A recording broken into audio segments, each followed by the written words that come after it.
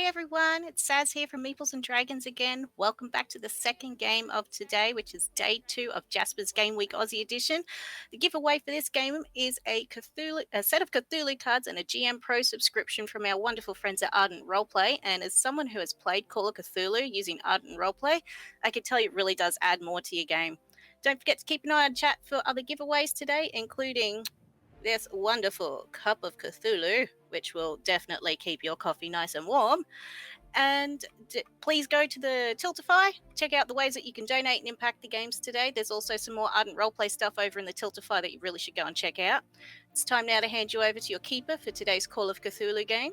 I really hope all the players survive the adventure he has in store for them.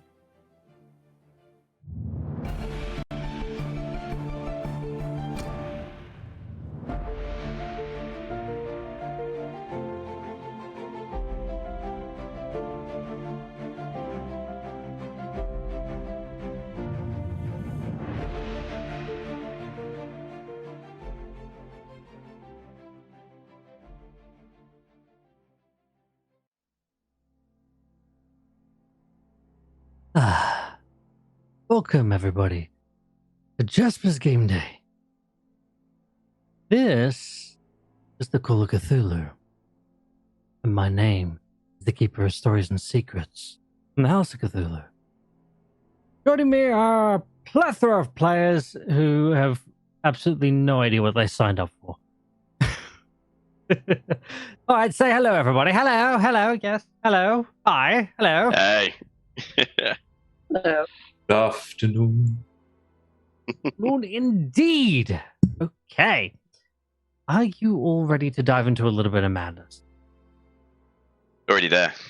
Oh, well, look, some were born and some were not. But hopefully, I can send you all insane by the end of today. Okay.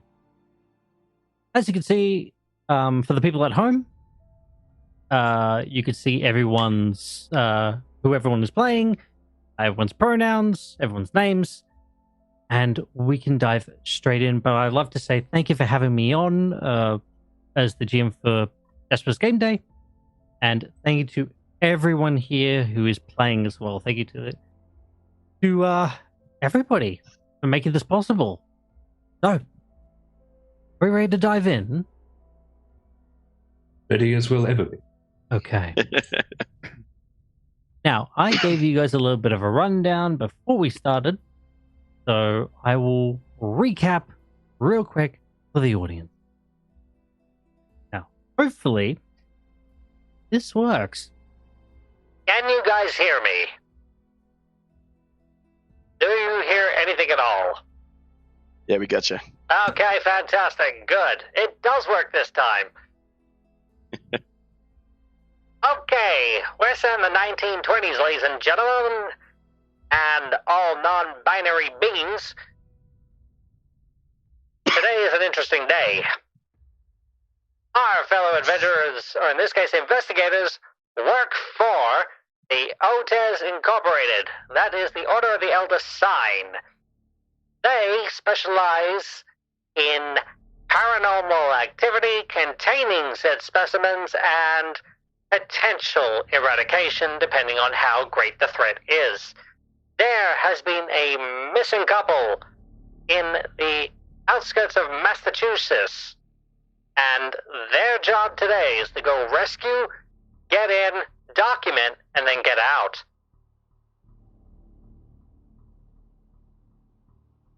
So,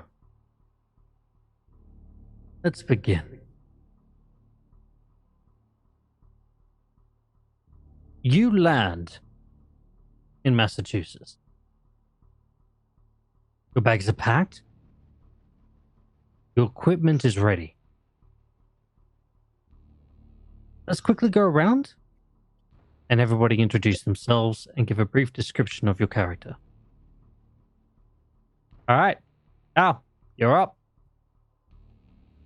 So I am playing Sam Barry.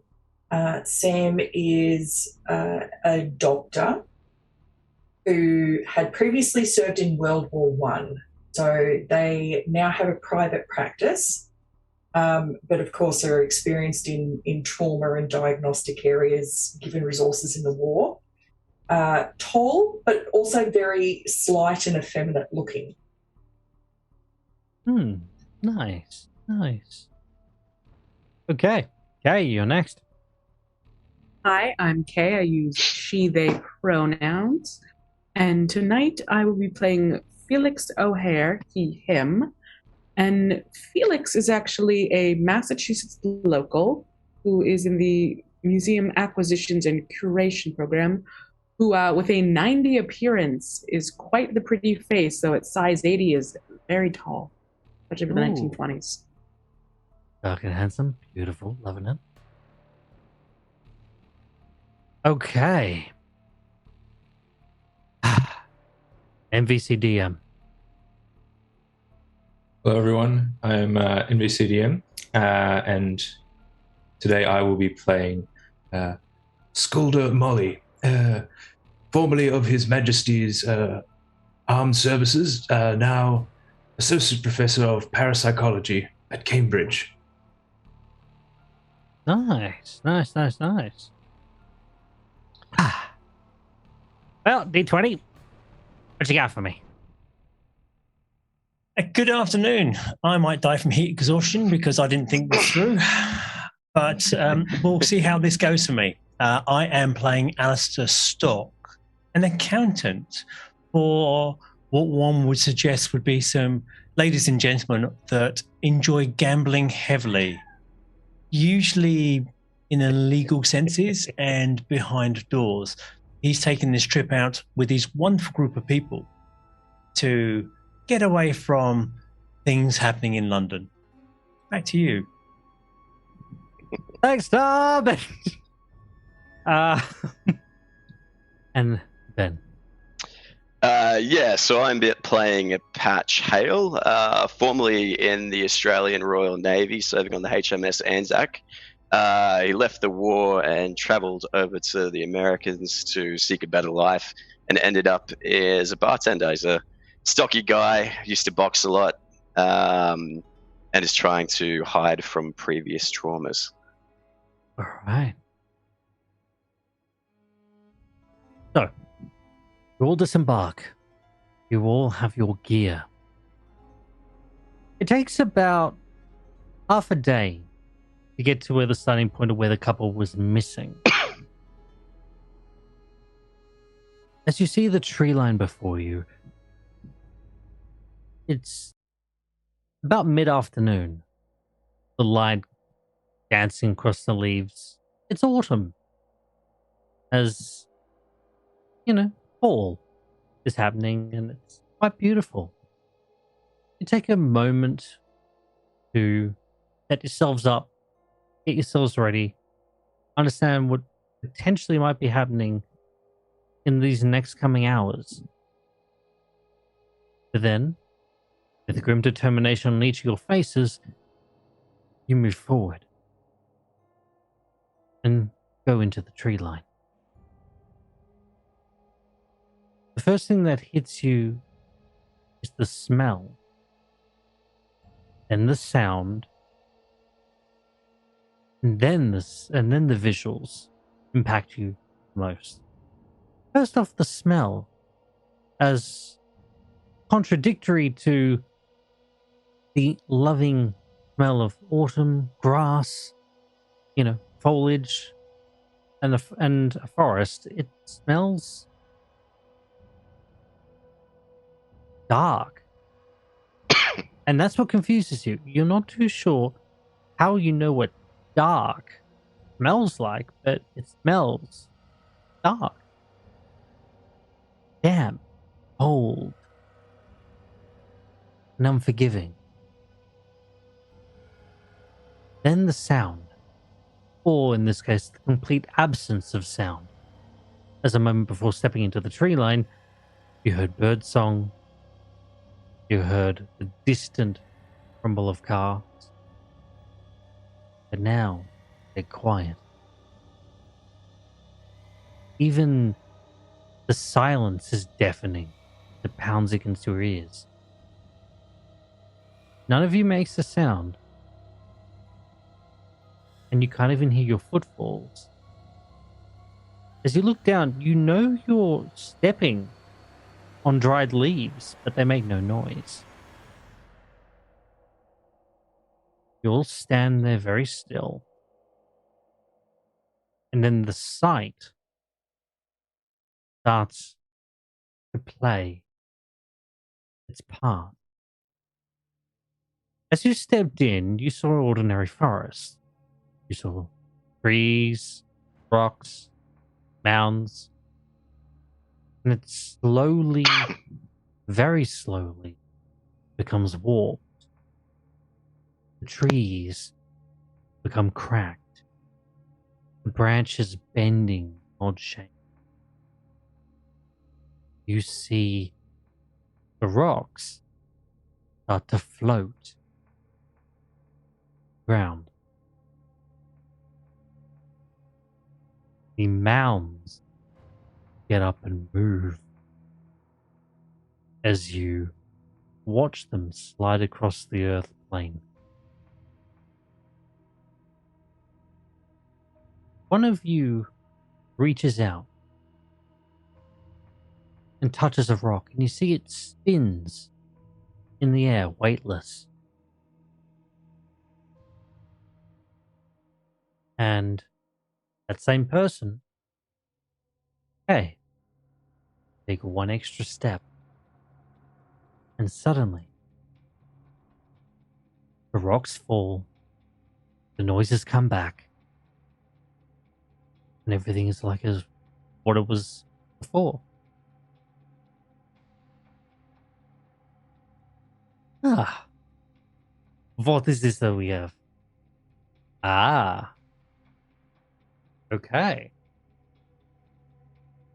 So, man, this is going to be interesting. I've never played with donations before, so this is going to be interesting.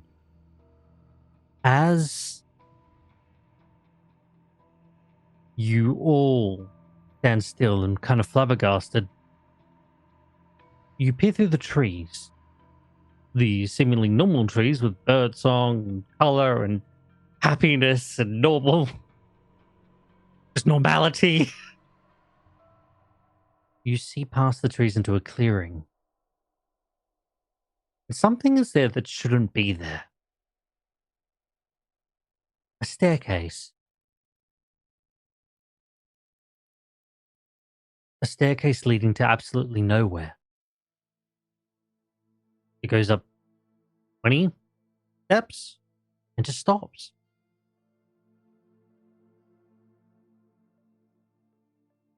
Now, Deetwenty. This is the part where I get to have fun. Can you roll me a D100 real quick and tell me what you get? Oh no, I've lost my D100s. What a dreadful shame. Oh, okay. Oh no, oh no. Oh no. Oh no. Oh, so that would be Keeper of the Secrets, that'd be a 14-1-4. Damn. That's not what you're supposed to say. You're supposed to say something positive and uplifting, please. Damn. Oh, bother. Gosh. Oh dear. Oh, blast! Gee willikers. You involuntarily stop moving. You shudder and you go rigid. Everyone else around you notices this as you see Alistair Stock freeze, their eyes locked to the staircase. Alistair, you know these stories. You've heard these stories before. These stories about staircases in the middle of the woods and why you should never go up them. Ever. Not even a single step. But you feel the urge. You always want to prove them wrong. And you take a step towards the staircase, into the trees. One step, closely followed by another, and then another. The determination filling you, wanting to find out what is at the top of the stairs.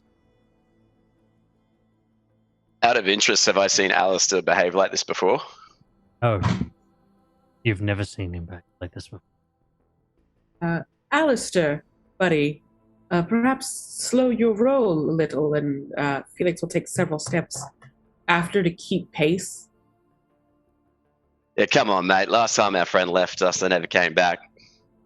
Alistair doesn't seem to notice either of you, or either of what you said, as methodically, slowly, they keep taking steps forward. With only now about 10 feet away from the stairs, you each see the cracked staircase. It's falling off, disused, practically rubble. But Can I see anything that's happening in front of him? sure, you go ahead and roll me spot hidden.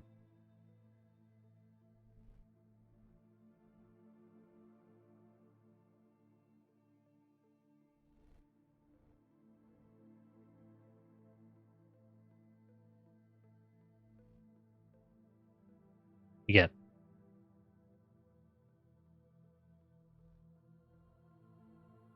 Are you on mute? Apologies. I got an 80. You got an 80. Okay. Yeah. As you look forward, you see that there's no veil in front of him. There's nothing that's grabbed onto him, drawing him forward. There's nothing latched onto him, nothing that affixes his gaze. You even peer over his shoulder and look and try and see if he's looking at something in particular. Just blank stare walking forward. 5 feet away now. All right. I'm grabbing his arm. Alistair, you're not of your facilities. Stop moving. Dr. Barry. Now. Yes, but I'm not a doctor of the mind, and I think he's almost gone catatonic, but he's moving. Okay. Alistair. Yes. The compulsion is harder. Draws ever faster. The heartbeat inside your chest grows at a faster pace and grows faster still. You know you'll prove them all wrong. You know you're right. There is nothing wrong with these stairs. There's absolutely nothing. And you feel a hand upon your shoulder as Felix tightens their grip to try and pull you back. Go ahead, and I want you to roll me a power roll with disadvantage, please. Disadvantage. All your rolls will be disadvantaged tonight, it seems. Yeah. Okay. There seems to be quite a queue of them, doesn't there? So, I think 7. Okay, so first roll. Yep. First roll is a 52, which would just be magical if I could get lower than that, because 55 is the magic number. And to the delightful nemesis out there, 48 is the second roll, 52 being the higher of both. Okay. You actually passed this. Congratulations. For now. You stay on your path and resist that temptation to pull away as you take a step forward again.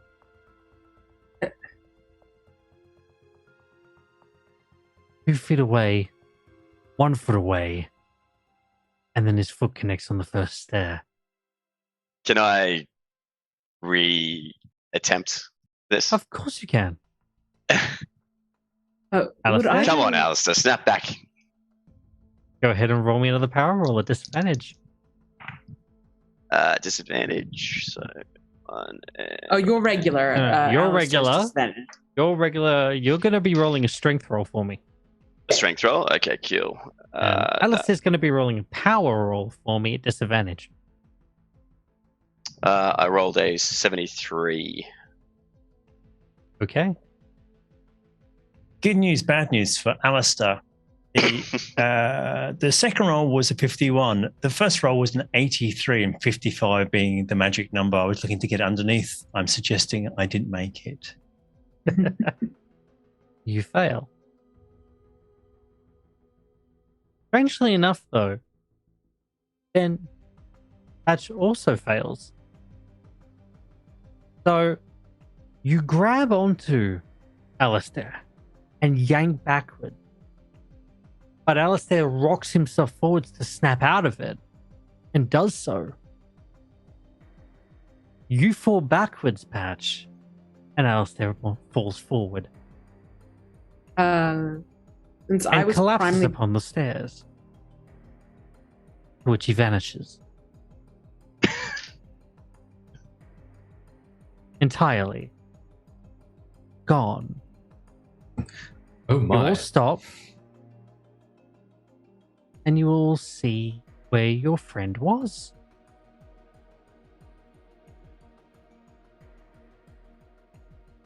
oh Who is now there no more. What the bloody hell? And I'll start, like, I guess, digging at the dirt where he was. You See if kind there's of anything there going on there. shuffle dirt aside, and there is more dirt. Surprisingly, there's more dirt. Oh boy, that's not the way to go about this. There's methodology here. We need to have a better look around this staircase, see if there's any traces of the paranormal. yes. I would like to and conduct said tests. So Mate, if you got a better idea, I'd love you to go for it right now.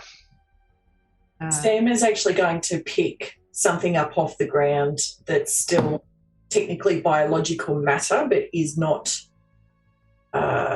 living per se. So either fallen leaves or a rock that's not floating in the air, and stick it on the stairs to see what happens. None of the rocks are floating in the air because that phenomena happened as soon as you stepped through this, apparently this threshold. Okay. But you pick up a moss-covered rock and toss it. It lands on the second stair and vanishes. Now that is the scientific empirical method. A So little I guess- tossy boy into the portal. I guess the question is whether we want to go after him or if we just want to prove the existence of the paranormal that they require by taking samples of the staircase. Perhaps it's not the staircase at all. And I would like to try and sort of walk up to the same level forward as the staircase, but around the perimeter of it to see if Okay. it's the staircase itself or if it's the area. You take steps around the staircase, running your hand across the side of the staircase in the back. Go ahead and make me a spot hidden.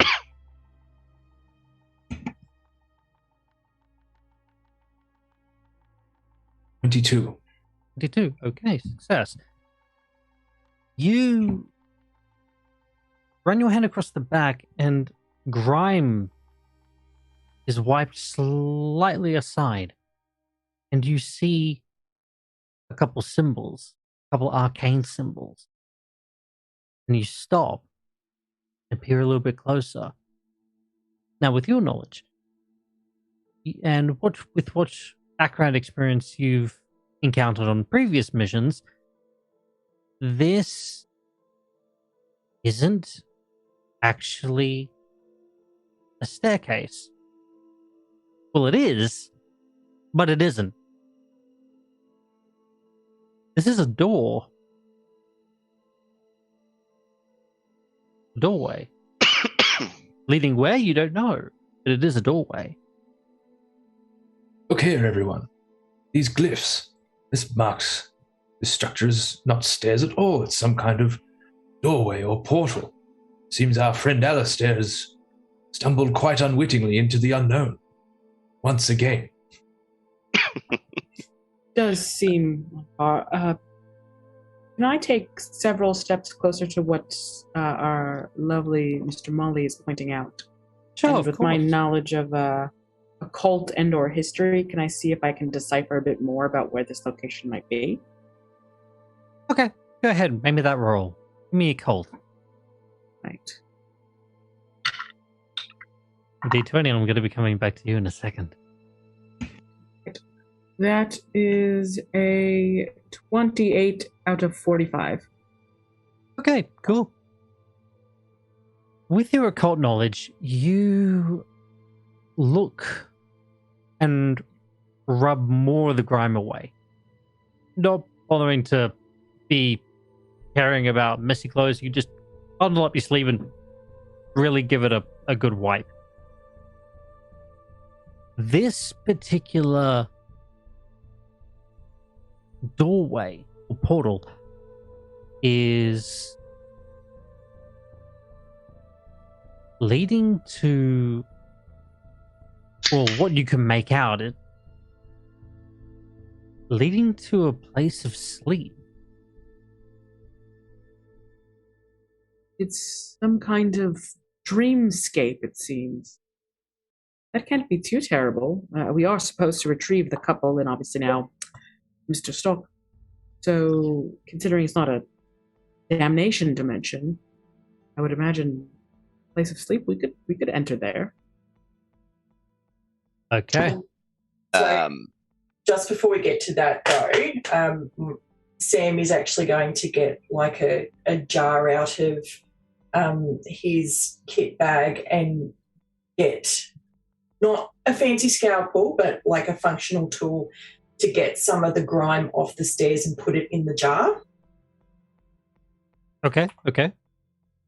Because, specimens. Very sensible. Okay. I'm watching the more sophisticated group of characters here fuss the areas. I'm drawing from a cigarette, coughing every now and again. Okay. All right, then who's going in first? As you, Cal, as your character starts piling in the dirt, the leaves, twigs, you have a bit of a memory. And as soon as you hear the word dreamscape, it hits. Roll me a D100 real quick.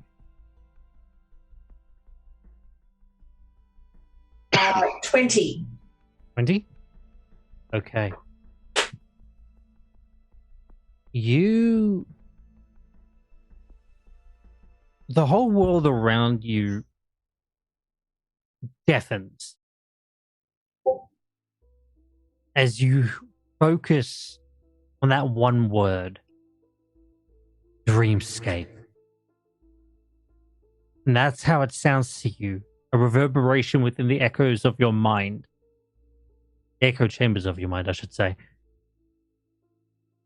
You've had one bad experience before, a horrible experience. It lasted momentarily, but it was of the dreamland, the fabled dreamlands. And as soon as you hear the word dreamscape, everything goes deaf, and you are hyperfixated on that word. Your hands start to shake. Your breath catches in your chest, and a small tear runs down the side of your cheek as you remember horror. Involuntarily, you don't even know what's happening. You don't even feel the tear. But you know that just that one word sends you into a panic. You start to slowly breathe and try and get yourself under control. Right. As you're struggling with that,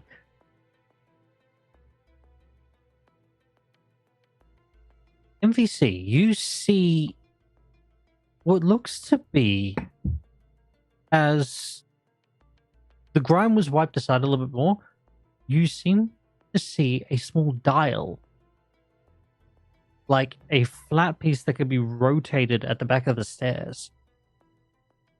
Say, are we here? It seems to be off kilter. You can set it straight, but it's going to take a little bit of force. I will attempt to do so. Okay, roll me a strength check.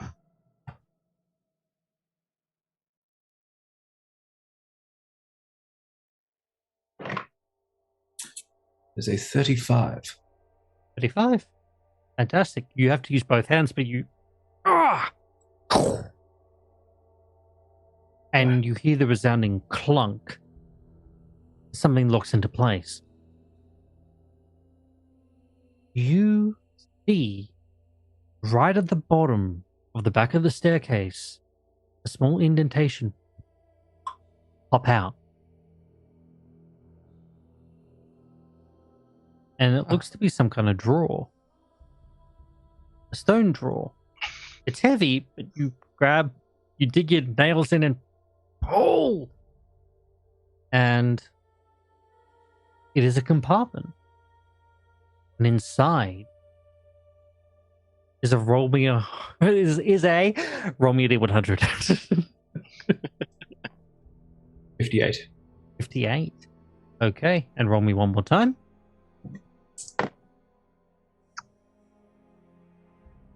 Uh, 64. 64. You see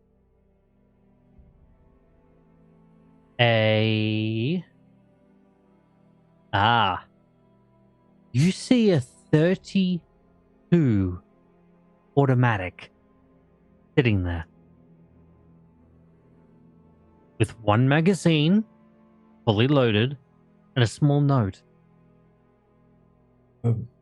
I'd like to, I guess I pick it up. Well, this is rather strange to find out here.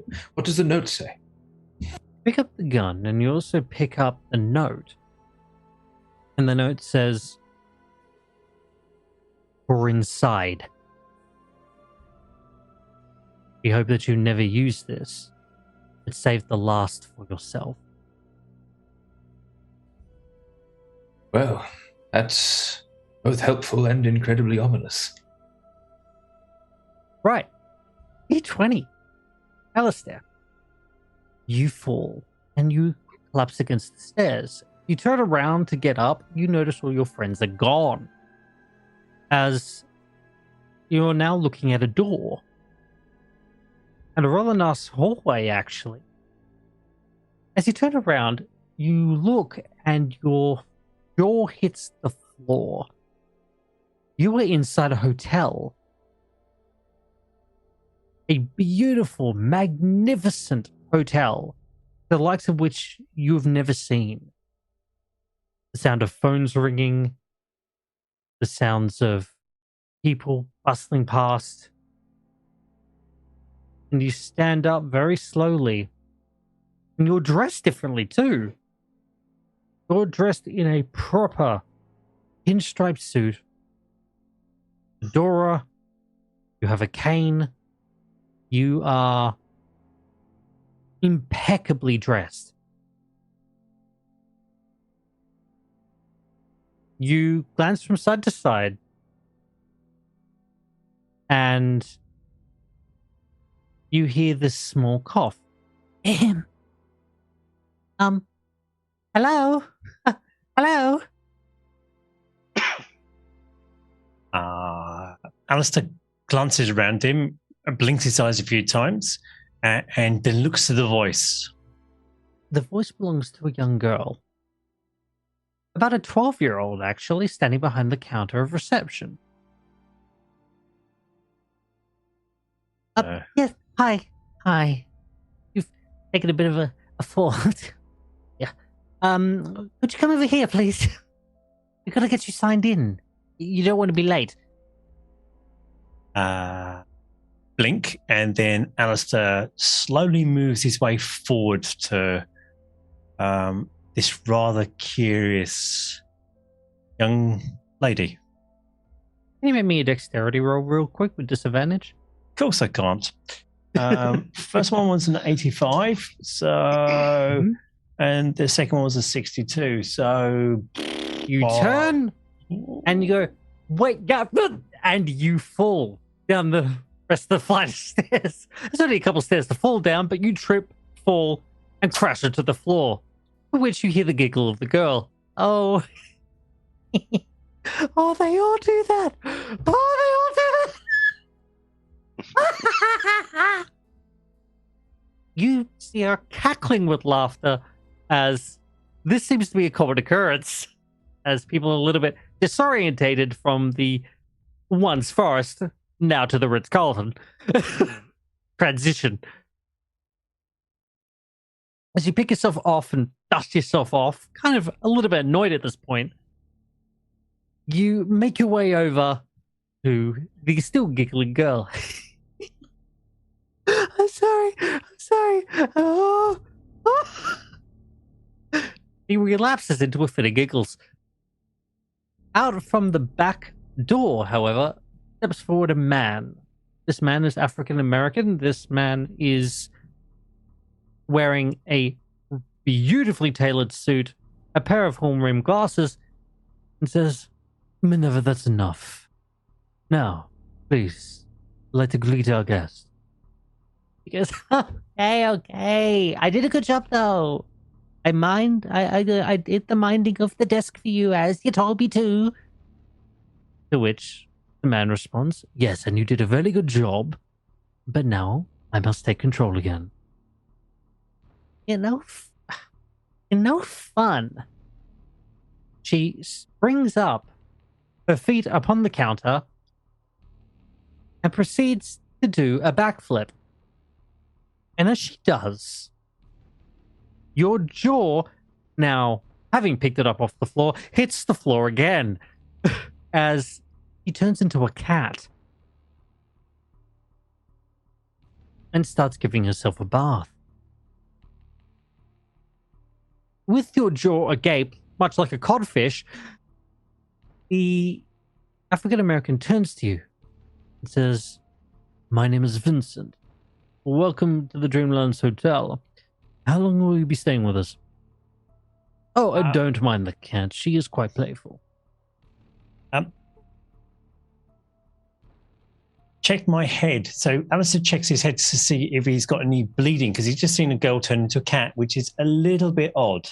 Just make sure he hasn't got any cranial damage in the first place. Would you like us to open a window, sir? Are you hot, cold? You're not bleeding, if that's what you're looking at. Yeah, thanks, mate. Do I have a booking here? Oh, well, what is your name? Alistair Stock. I'll have a quick look.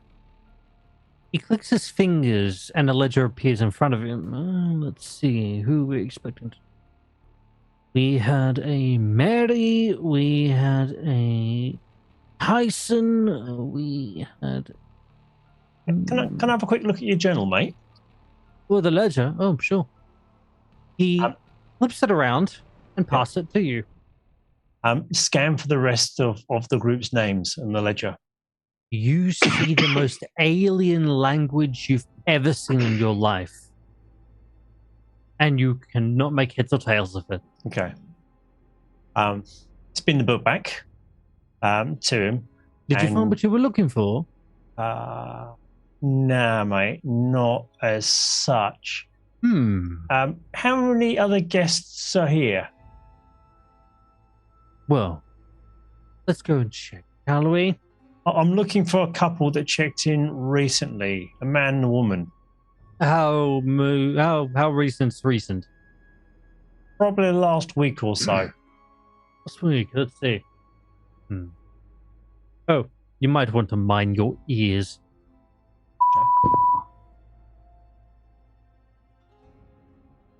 The electronic whine that pierces through the hotel makes everyone in the lobby freeze. And you hear head count at 247,742 patrons.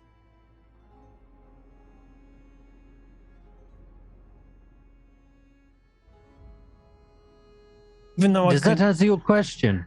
no, mate, it didn't.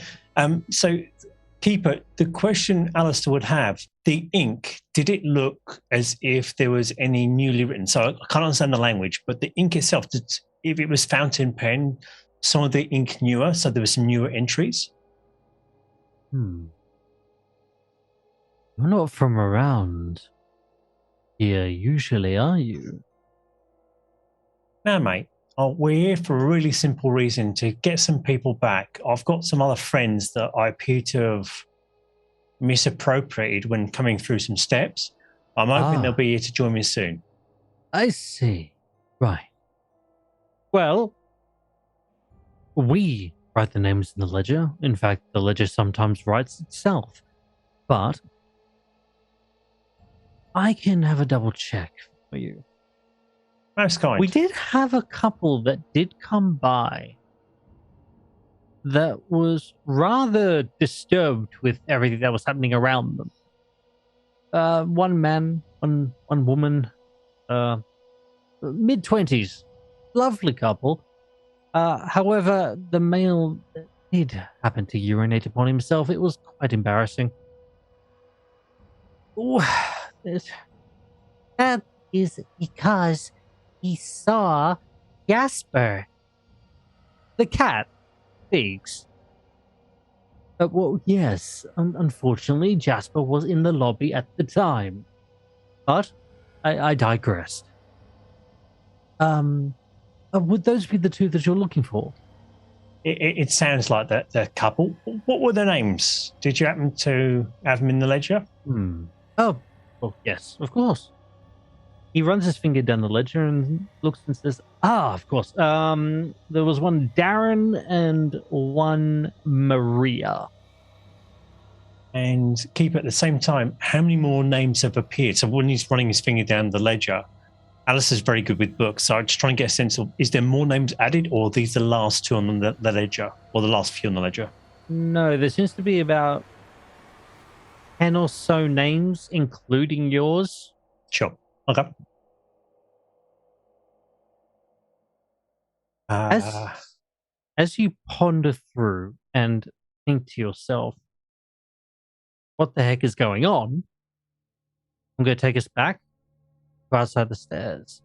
You look at the gun, NVC, and you notice the gun in your hands has glyphs engraved all throughout every piece of metal of this gun.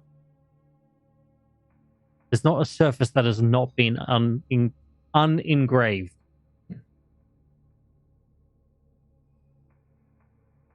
Right. Can I glean any sort of knowledge of these, what these glyphs might be or mean?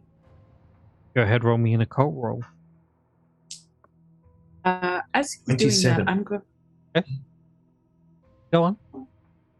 I was just going to say, Felix has pulled out a camera and is just taking photos of the drawer, him holding the gun, the staircase. Okay. It takes a while to go through each, and you'll have to get them developed when you get back to your red room. But they're taking some pretty impressive shots. How much time has passed since Alistair's left us? About 20 minutes. About 20 minutes. I pull out a hip flask and take a swig of some rum, and I believe Sam would be closest to me. I kind of hand it out to see if he will take some. Don't feel too good about stock being down there for too long. We're going to do this, or we just got to get another accountant? I think we should proceed and go. Quite fond of our current account. The Bottoms up, then. That you succeeded on NVCDM tells you that this gun is old. Quite impossibly old. At the same time, brand new.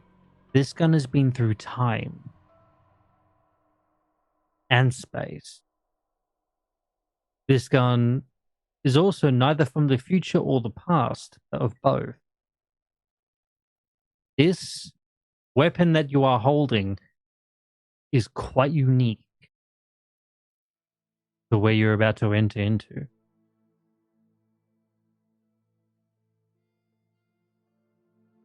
A fourth dimensional gun. That is something. Sam's still there, like holding, if people can see close enough, holding dog tags and just sort of muttering a number over and over to themselves. And because I've reached the flask of alcohol out to Sam, do I notice her behaviour? Oh yeah, you definitely noticed that. Have I seen her do this before? No. Seen him do this before, sorry. This is a new thing that he's done. Hey, Sammy boy. You right there, mate? I've been there before, and it's not a pleasant place. I wouldn't wish to leave Alistair there, but we also need to be aware of the risk we face if we go in there. That's all right. That's why you got me. Would I know that she's also been a part of the military, or he's been a part of the military at some point? Yes. No, you've all had that kind of that friendship chat of, oh, we're on a dangerous mission. Let us all sit by a campfire and tell about our lives. That trope. You've all done that. I'll try and console Sam and kind of whisper at this point. And he's playing with the dog tags. Is that right? Come on, mate. Remember, the reason why we're here is because of the order, and we found our path down here. We'll be all right. And I just give him a light tap on the shoulder. It's a friendly punch. Yes, it's something we need to do. And we'll do it for them. And I'll re-gesture the alcohol, and if Sam will take some. Big mouthful, but only one, and then proceed to cough because totally not used to doing that. Oh, that's strong, is what you would say. And that Beanley rum is good, isn't it? I see why you're a bartender. I'll close it up. Positions at the foot of the stairs. With one look to each other, left and right. You, MVC, clutching your gun, shoulder, very tightly. Unanimously, you will take a step and place it on the first step, and you too vanish. Quite suddenly, Deetwenty, you hear the sound of the following.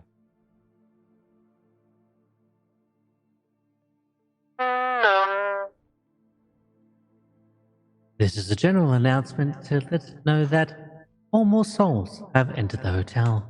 Thank you, and thank you for staying with us. Oh, I see. Vincent turns to you. This should be the rest of your friends then? Ah, on the stairs, look. You turn around, look, and for the jaw that has hit the floor the first time, picked up, hit the jaw the second time, gotten slightly more damaged, now your jaw seems to be broken as it hits the floor for the third time. As you watch for your friends not just pop into existence, they rebuild from nothing. Sinew, veins, tissue, muscle, skeletal structure, even the brain forming bit by bit. Roll me a sanity roll, as you see every part of the human anatomy. Oh. Sanity 55. Am I still running at disadvantage by any chance, Keeper? Oh, yeah. Yeah. Okay, good. Yeah, Looks at watch. Yeah, we're still on that. Okay, just checking. Okay. 33 for the first roll. Oh, Oh, wait, I have to promising. roll again, don't I? No, yeah. And that's a 96. Oh, Apparently that's really good in this game, right? yeah. Oh, yeah. The higher, the Higher, better, yeah. definitely. Yeah. Sure. Go ahead and roll me a d6, would you? Lucky number 2. 2. You take 2 points of sanity. You've seen some decaying bodies in your time at OTS, and while this is a very new experience, and you see a lot more than just decaying flesh of the traditional zombie, you hold back the bile that slowly creeps up your throat.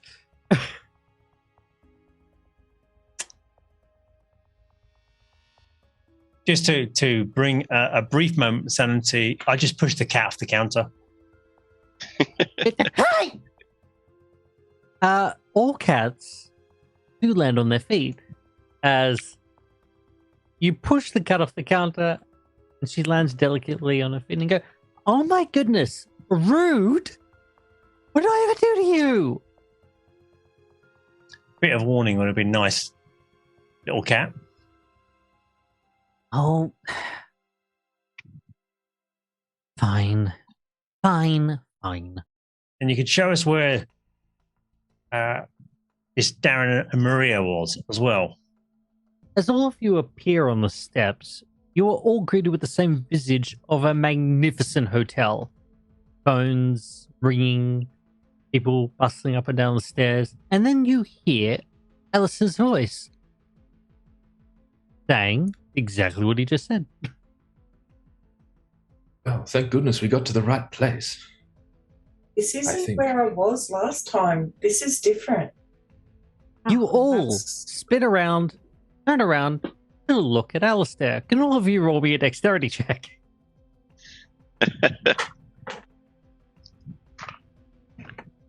Oh, 96. Oh, Unfolds. 55. These are going into Just the dice makes it. jail. oh 71. That's a roll. that's like a 78. Okay. All but one of you fall. The only way you don't fall, by the way, is by actually bouncing off your friends and remaining on the stairs. There we are. To the which the other three fall down the flight of stairs, to which the cat looks back at you, Alistair, and goes, "Wasn't my fault this time." Did they You have this see- talk? Yes. Yes. You look over and see an African American man behind the counter. "Welcome to the Dreamlands Hotel. My name is Vincent, and I will be your concierge for the day." Well, day, night. What is time, really? Metric to which we measure. To Ooh, an which you existentialist. measure. Wonderful. Alistair takes a step forward in his newfound finery to the group and kind of makes that shuffling to one side motion. You also notice that Alistair looks different. A lot more proper than he looked when walking into the forest. You all look down to your Yes. own clothes. You are dressed to the nines. Jewelry, the works. I'm going to stand up from my fall. Bloody hell, I need some construction tape or something around here. It's going to fall off. This is a hazard. It's a prank, but look, to each their own, says the cat. Whose prank is it? Mine. What made you See- pick these specific things for us? Well, cats always land on their feet. As the saying goes, you lot, not so much. Right. let's ignore the cat for the moment. Yeah, Yes. it's been mildly horrific already. Lovely place. Quick heads up. The cat's a little girl that does backflips, then turns into a cat. So try not to engage too much. A little bit, I don't know. Vincent seems to be looking after the place. There are a lot of people in here. Good news is R2, Darren and Maria are here in the hotel. They didn't take well to this and a gesture around this palatial building and probably the method they got here. So, hotel phones work. There are lots of people. We're talking about the size of New York, I'd imagine. There is that many people around. Everything's not what it seems, as you can imagine. And don't look at the writing. Doesn't make sense. The good thing is, it seems to be in a metric system that does make some sort of logical sense where they're writing it down. Just can't read any of it. Other than that, let's tread careful. Yeah. How many people do you think are in this place? I can tell you, 247,000. That's rather a lot. As I look around this, I assume, lobby, do I see any semblances of that number of people moving around in this place, or is it just in the us? lobby currently? Yeah. There Has anyone seems to crossed be the- a good couple hundred people. However, no one, you can never get a good look at anyone's face. It's all, every time you look, they either just look away from you or they pass by, or you just don't get a good look or glimpse of anyone's face. But there is a good couple hundred people walking by, sitting, chatting. Are they also dressed to the nines? Yes, everyone's dressed to the nines. And is any other part of them hard to focus on, or literally just the face? Just the face. And we understand their conversation. We listen. Yes. Go ahead, make me a listen check. I'm going to snap some pictures as well, just collecting evidence. That's an Okay. 86. 86. Roll me a sanity roll. Okay. You hear the following bit of conversation. 93. Oh, dear. Okay. You hear the following bit of conversation, and you hear it actually quite well. I mean, going to Carcosa these days is just not worth the price. Well, I can surely agree there, Shirley, because Carcosa, you know how the king is. It has to be, everything has to be that madness thing that he does. You have to write the sign 5 times before you can even enter the front door. Oh, yes. What was his name again? The king in what? What do you think it is? Shirley, it's the king in yellow, of course. You lose 6 sanity. Okay. Ooh. As I know what that means. you hear the words king in yellow. In your orientation at Otes, there was a couple names up on a blackboard that came under the title of, if you hear any one of these names in any spoken language that you understand at the time of hearing it, run. One of the names at the top of that list was King in Yellow. Yeah.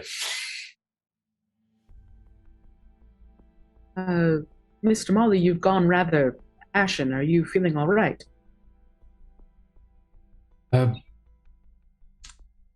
That couple over yonder, and I gesture, they mentioned the king in yellow. Snap a picture of them. You snap a picture. Roll me a luck check. Might I suggest to the group that we find a way back home? Find these people and leave. So if I recall correctly, You want to roll underneath. Underneath, but Call of Cthulhu with advantage is you roll 2 of the 10 spots and go with the lower. Mm-hmm. That's correct. All right. So I'm rolling with advantage. Thank you for the lovely donation. So that is a 23. Beautiful. And Beautiful. my luck is 60. Your camera, as you take the picture, you feel your camera get incredibly hot. Really hot. The metal burning your fingers a little bit as you go, ah! And you hold on, you don't drop your camera. You see a little bit, a faint wisp of smoke. Faint, very faint. You immediately go check the film. And you see just the edge of it has been seared. The very tip. Be careful taking pictures here then. You seem to be okay taking pictures, but just of this couple in particular. One at least. Pretend, I guess, response to Sam's comment. Patch would have been, I think that's a brilliant idea, and I'll light up another cigarette, approach Alistair. Bloody good work, Stock. You've been busier than a bullfire at a barbecue. That's some good information you got there. How do you think we should proceed?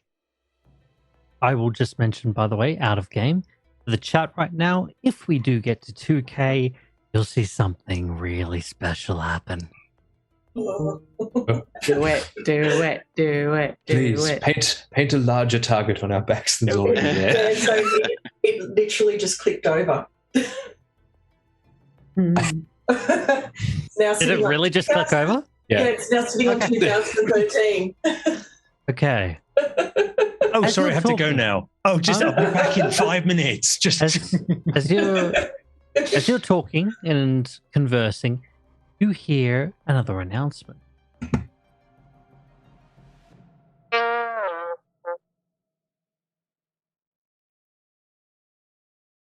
Ladies and gentlemen, we will be entering the hunt in 2 minutes.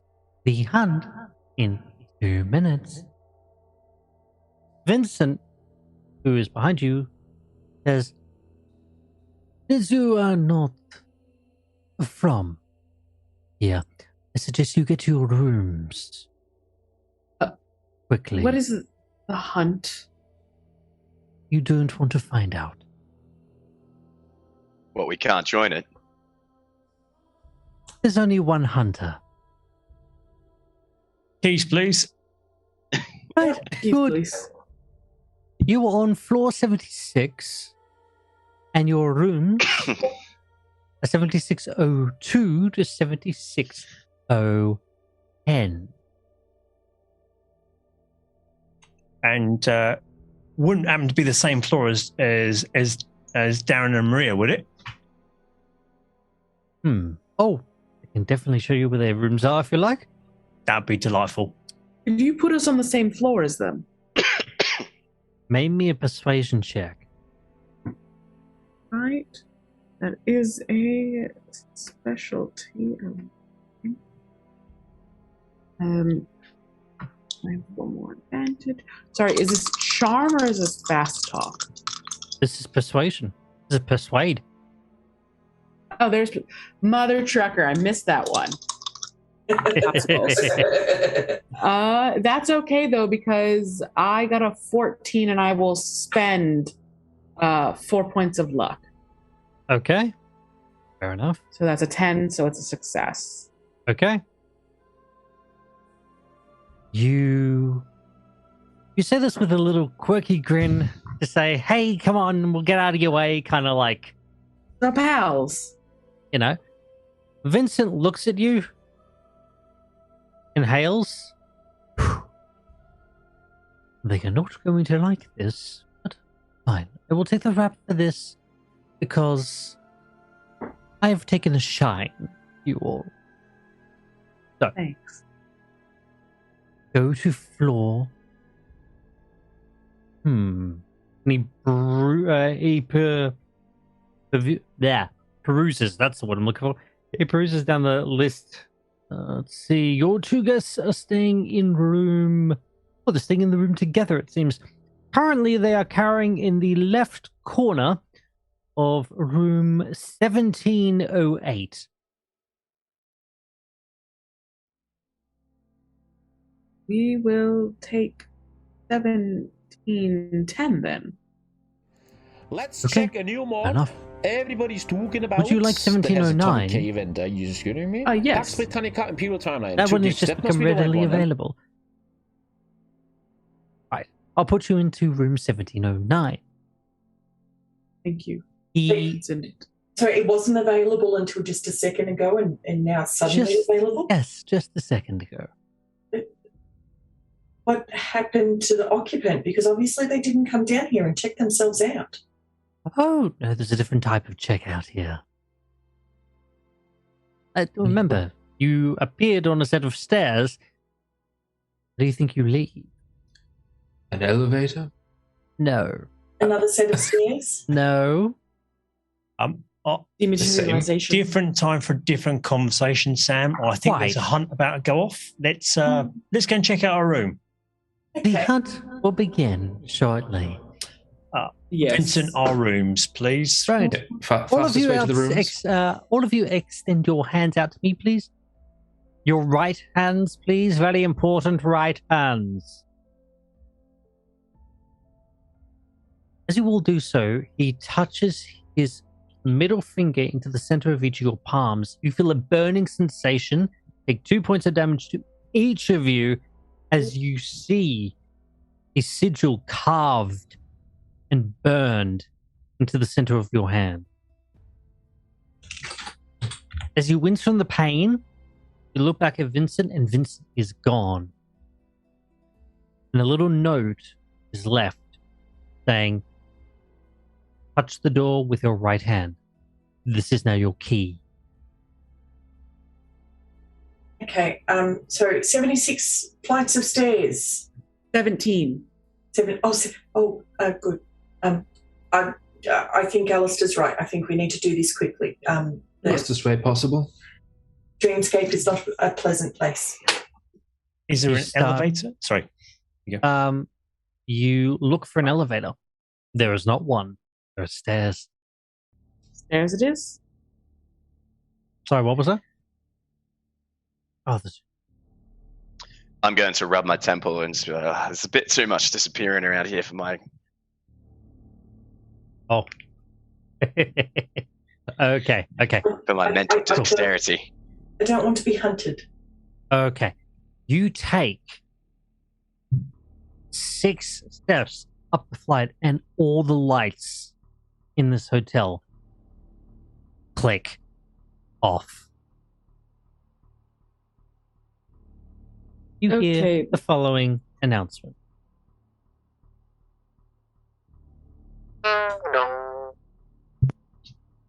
The hunt has begun. Good luck to everybody, and for those that do not make it, we do apologize. But thank you for staying at the Dreamlands Hotel. All right, stairs now. And I'm gonna open the door and just start shoving. It's You dark. start- Does anyone have a torch? You start running up the flight of stairs. You get a little bit away from your party. You hear your party call you back. Go, whoa, stop. Lights. No, I'm shoving them to the stairs. Like Oh, I'm not shoving right. through. I'm shoving them towards it. Okay. As you are fumbling in the darkness, let's see. Cal, roll me a D100. 64. 64, roll it again. 56. 6. Ooh, nice. You bump into a cabinet and you hear something clatter to the ground. and hit your leg on the way down and rest against your shoe. You fumble, pick it up, and you find yourself holding a model P08 Luger.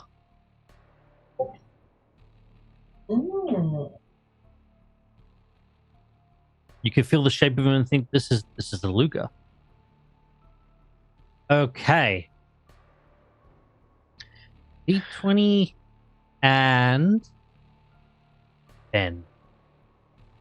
Where the fun begins. As you are searching for lights, and as you are all getting ready to make a mad dash, this is what you hear.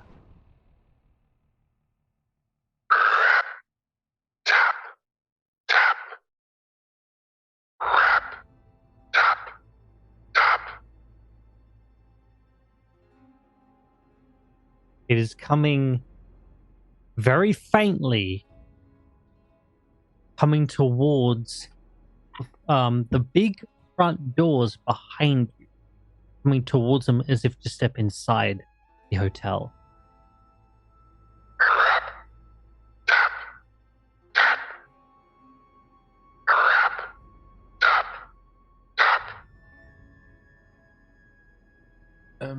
As you Yanks say, I think we should book it. Yes. Yes, indeed. Okay. You have lights. So Alistair reaches in and pulls out his cigarette lighter. Okay. And then sets fire to the bottom of a cigarette packet. Okay. To give us a bit more light, just so we can see something hopefully flammable that we can either turn into a portable torch or there's a lantern nearby. Okay. Patch goes mad and, come on, mate. Ciggies are expensive. It's the box, mate, not the ciggies. You hear it once again.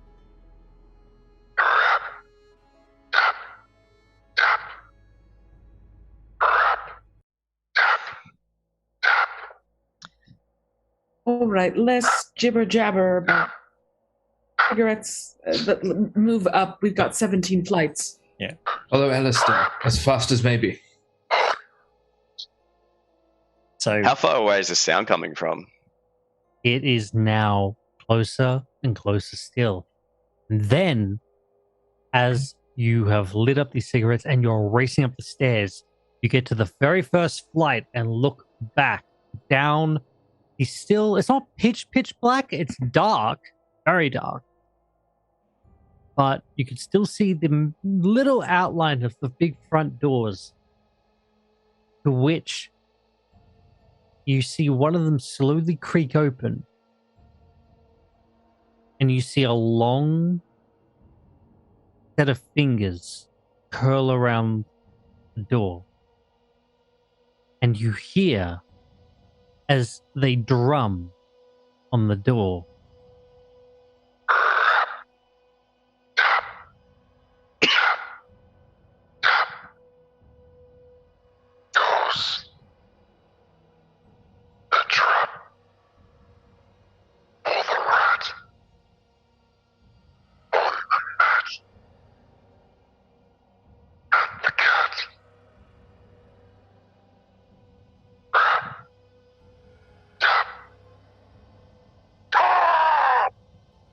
as the door bursts open, you see a hulking, slender figure. Does not make any sense to you.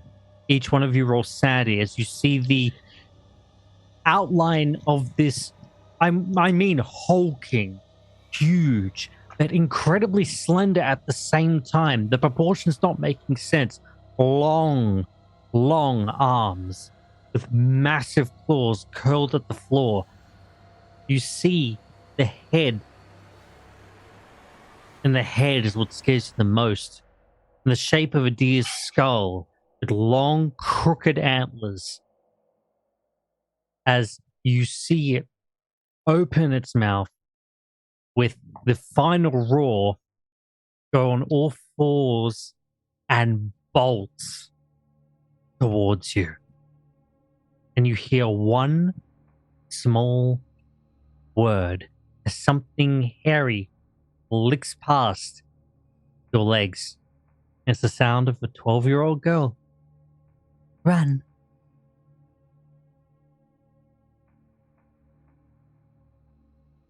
Hello, Sadie rolls. 34 out of 55 pass. Okay. You take 1d4's worth of sanity.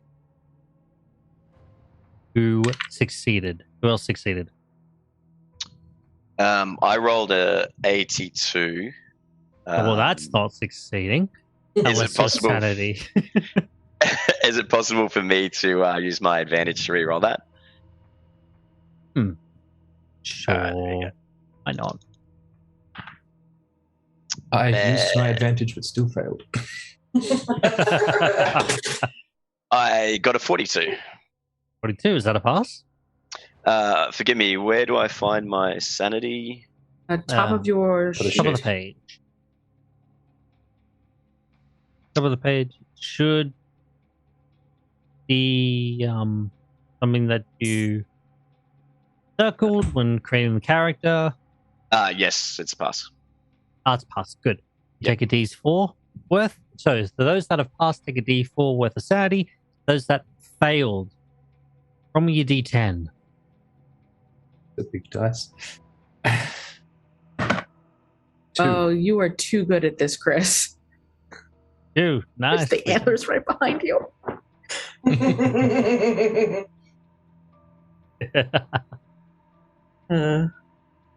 You won't. So, I think I am missing a couple of the sanity rolls, though. You got 2. You, by the way, NVCDM, you feel the fear course through you as you hear that final noise. As your legs just carry you magically up flights of stairs, all by themselves. Deetwenty and Ben, as you're running, you replay in your head. Rap, tap, tap goes the trap on or the rat on the mat, staring at the cat, or the cat, and it brings you back 2 different sets of memories. D20, it brings you back a painful memory of a person that you saw was unfortunately taken care of. And the person who was doing the taking care of sang a very similar song in the same kind of way as they were taking care of the person. And this is a painful memory of when you were at war. And it is a morning march that your company did. Rap, tap, tap, rap, tap, tap, rap, tap, tap, of striking in tune to the people you had lost the day before. And the vivid memory that you have is that of one of your best friends dying in war. And the next morning, you're sitting there, tears streaming down your face, going rap, tap, tap, marching in that line. Each of you, go ahead for the separate memories. Go ahead and take 4 points of sanity each. Okay, you bolt up the stairs, each of you running your legs off as you hear galloping behind you, picking up pace, this creature, this fiend of the night, as it hits the bottom of the stairs of the main concourse as you make your way to the top of the next flight of stairs. It is impossibly fast. It is a huge creature, and as it gets closer and closer to you, all you feel is the cold like the cold depth of ice inside of your chest as it freezes your bones, as it freezes your skin, as you feel absolutely bitter cold. So keep it. If this is one of those old luxury hotels, furniture and carpet, is it that super plush carpet we're running up at this stage with the thick? You betcha. Because I'm looking to set fire to it to burn, basically cause the distraction behind us. So either pull over furniture, or basically set fire to drop the burning cigarette packet onto the carpet to cause a temporary fire. A temporary inferno. Right. Yeah. So the way the hotel looks is a massive set of staircases going up, right-hand turn, up, right-hand turn, up, right-hand turn, up, and it keeps going. And you are running around currently the left and the right-hand side staircases, just going up floor after floor after floor. Yeah. You are currently all on the second floor. And you particularly, Alistair, on the right-hand side, you can tell that the creature is going to your side because of the light that you are holding. Over the stairwell. Over the stairwell, the light drops.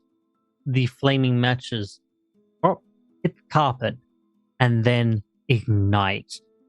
And you don't expect it. You expect a small little fire and then to slowly burn. No, this thing ignites and sets a couple couches on fire, starts setting the rug on fire, and it burns quickly. The strange thing is it burns bright purple. You hear the creature stop as you all run and you have a chance. What do you want to do? Do you guys want to keep running or do you guys want to stop as the creature stops moving? Keep running. We have to get to the 17th floor to find our missing people. That's right. Okay. Can you roll me? So all those that I keep on moving, roll me a stealth check. Okay. Uh-oh. Stealth, jeez. Gosh darn. Woohoo! 26. Remember, you can always push a roll, but if you fail again, No. I'll push a roll. I'll push a roll. if you fail again, My stealth is not high enough to make it worth pushing a roll. I'm a big boy. I'm a bit hard to stealth. how's the rest of us doing on the stealth rolls, by the way? So, you failed again, didn't you? No. I did. On the good news was the first roll I did was pretty good. The second one, because I've still got a disadvantage, my last disadvantage, it's a 94. Oh God. Okay. I pushed the fire. Oh dear. As the fire spreads, you hear the creature stop, and again.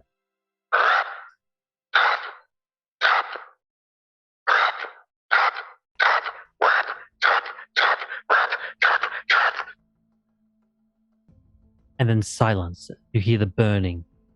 And then, Felix,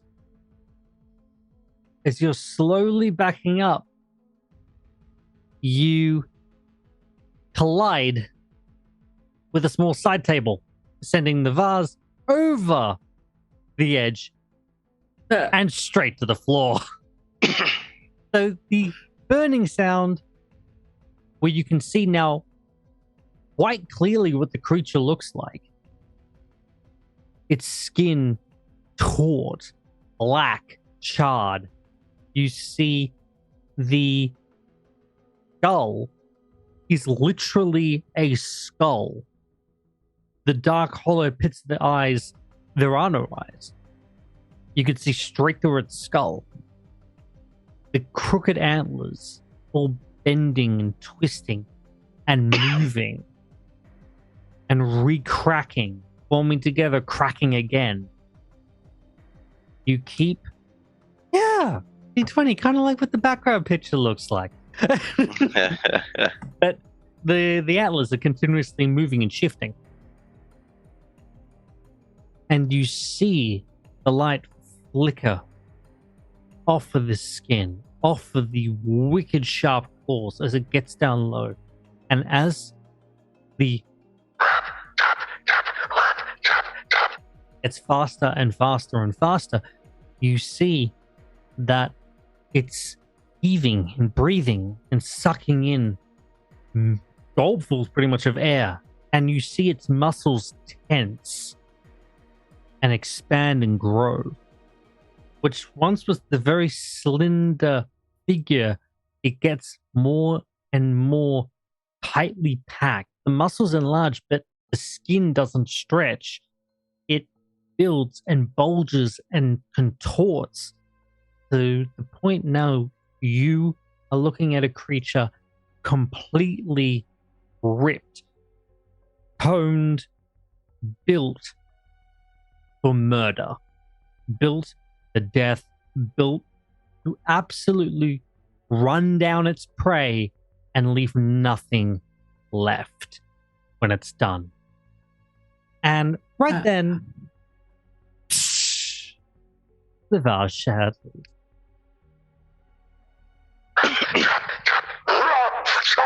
Chop!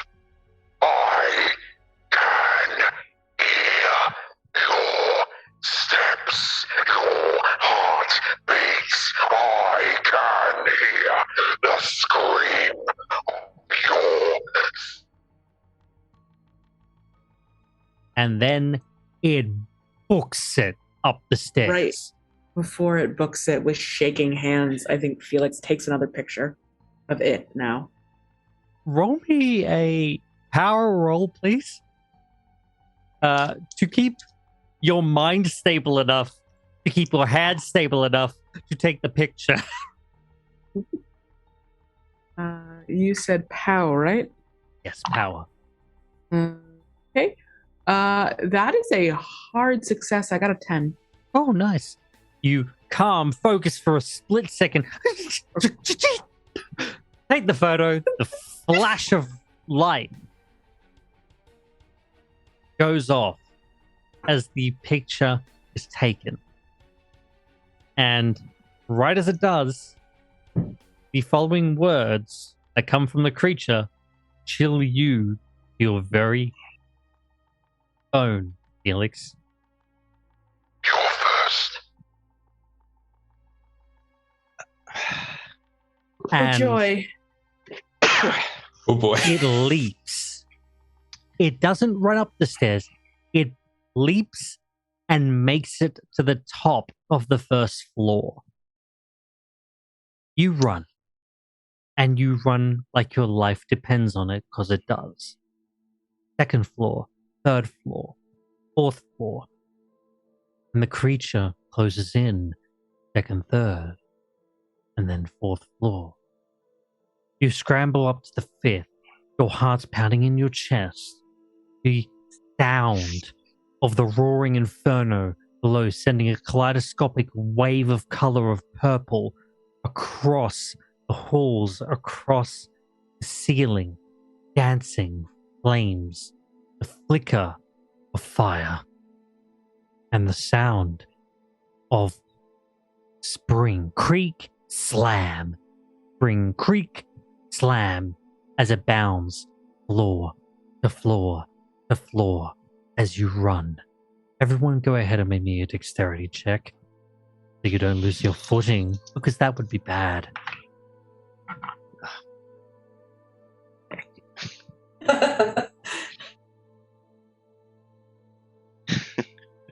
Thankfully, it said Felix would be first. You don't gotta be the fastest, you just gotta run faster. Yep, pretty much. And at this rate, I'm not. Okay, so how do we all do? 95. 98. That's an 18. 47 out of 60. I got a 59 out of 60. Well, Alistair, it looks like Sam and Alistair are taking the first hits. Okay. Are we all grouped together? Actually, you can tell me on which staircase you are on. You're on the left or the right? Alistair, you know you are on the right. Which one would you like to be on? I'd like to be on the left. Okay. I like giving you guys choices, although they don't make any difference whatsoever. But go on. In the theater of my mind, I believe I would be close by Felix at least. Okay, so I think we're both right. Both right. Yeah, both right. Okay. So, Golka, you are on the left. Sam is on the left. Felix, Patch, and Alistair are on the right. As you guys hit the 6th floor, you come to a landing where apparently it doesn't go up any higher. It stops here. You freeze. Indecisiveness flooring at each of your minds as for the split seconds you converge and meet. You look towards the right-hand stair because that's where you know it's going to come from. But the raging inferno beneath you and licking at the foot of the stairs now, and slowly starting to climb stairs. With the smoke rising, you wait.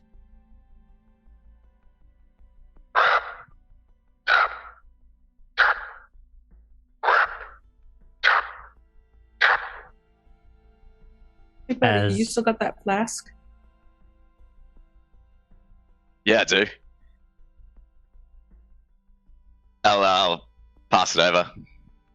Take a quick swig. That was a good time for our last drink. So is there no other ways to go other than back A door? down? There is a door leading to a hallway that is ajar and goes down a very long hallway. Let's go. I think the door this way. You all burst through the door, and as you burst through it, it widens, and the corridor widens. You fit 5 abreast. You all run side by side.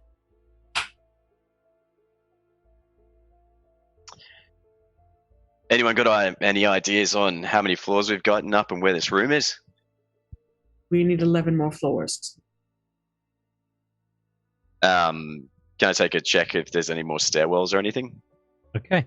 Do me a spot hidden as you are sprinting down a very, very long corridor. It just seems to keep going and going and going. Sorry, go on. Yeah, under again on 59. Okay. You think you see something coming up in the distance? You said the corridor widened as we moved into it. Mm-hmm. Can I, if I reach towards the wall, does it keep widening or can I actually touch widening? Oh, okay. The wall does not ever connect with anybody, and it keeps widening. And the more you do a little scientific test as you're running for your life. You run and you start running, trying to collide with the wall. Everyone kind of looks towards you in a kind of comical way, as it's like this little line of people all looking diagonally, watching you as you're running sideways, as you're now 10 paces apart, away from them, and the wall keeps widening. As you careen back over to your friends while still running for your life, the wall slowly closes back to the 5 abreast. You hear the sound of the door to the hallway shatter as you turn, and as you turn, look behind your shoulders, each of you see in the purple light, silhouetted the creature that's there, it starts to gallop forward, starts to run on all fours, starts to move. And then it connects with the wall. The wall does not shift. And then runs up and onto the ceiling and bolts down the ceiling, running towards you. As you keep running for your life, you think, okay, at the walls, you try once again, Golka, to widen the wall to make sure it doesn't quite get to the ceiling in that time, and you connect with the wall. You bounce off it, and you kind of almost trip, catch yourself, and continue running. The wall is now fixed as the creature hurdles itself down the corridor. Ding. We are now 20 minutes into the hunt phase. Please do be sure to keep all belongings inside your rooms at all times for those not partaking in the hunt. Thank you. Stock, you still got that light? There's a lighter that he's got in front of his chest, just projecting light forward. So Alistair's running with the jacket open and light, so it's just illuminating forward. Patch, I'll buy you a new flask. If you're going to get us out of this, you're going to take anything you want off me, and that's also the flask. Yeah, Toss him the flask. I feel like he's going to get the flask. He'd handed him before. He's going to look at Stock and say, want to light this up and throw it? See if we can catch it with some flame. Yeah. So, two things. He looks at Sam as we're running.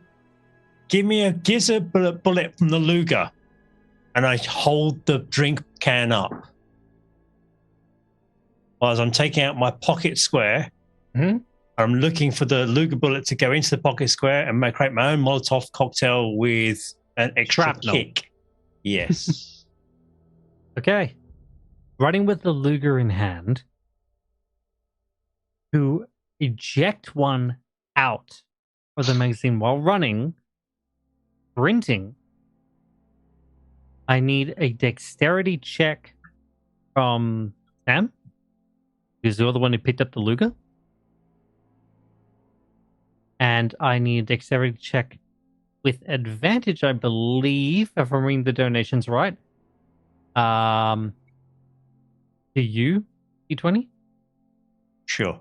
With this particular check. And then you've got two disadvantages from then on out, because the world loves and hates your character at the moment. As all duality is meant to be. So, Sam, Alistair, what'd you get on your dexterity rolls? On the upside, let me just double check my character sheet. I get I think it's got a hard success on my dex because my second roll was very good. Okay. I'm looking for just a success at the moment. Yep. But that's good. Okay. So you're ready to receive the bullet, which is good. Let's see if Tammie can get that bullet over to you. Yeah. Okay. So, what would you like me to roll for that? I would like you to roll a dex roll. Okay, so not my strongest, and by that I mean it's my weakest stat. So, Oh, good. but I still made it. Nice. 24, and Nice. my stat's 45, so that's actually not too bad. You eject one out of the Luger, and you fling it forwards. And with the momentum that you fling it forwards, you have your hand outstretched, Alistair, as you catch it, stuff it into the pocket square, stuff it into the bottle, and light the sucker ablaze. Abso-freaking-lutely. With a bright flash of yellow, orange, and red,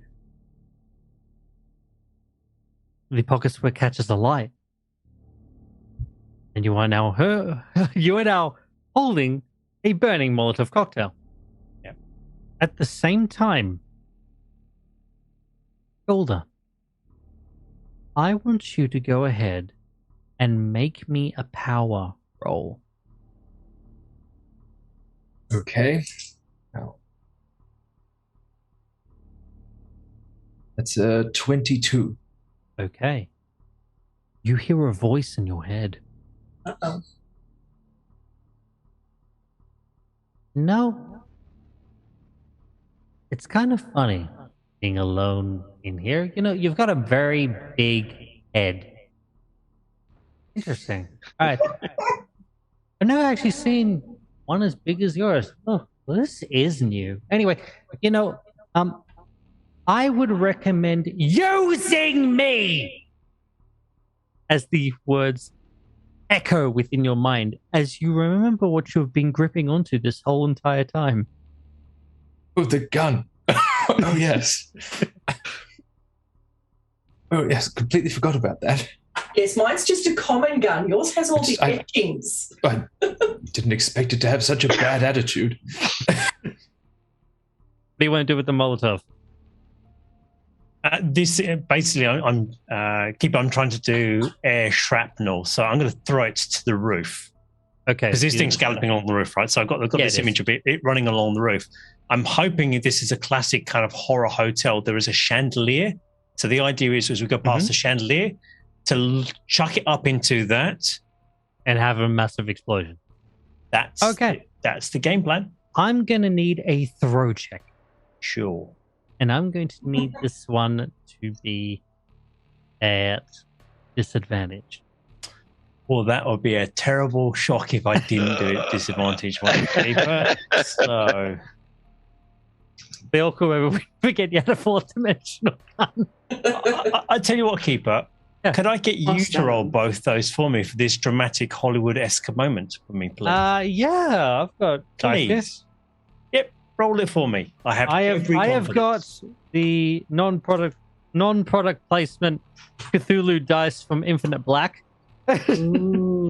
Complete faith in your capabilities and how Alistair throws this thing. Okay.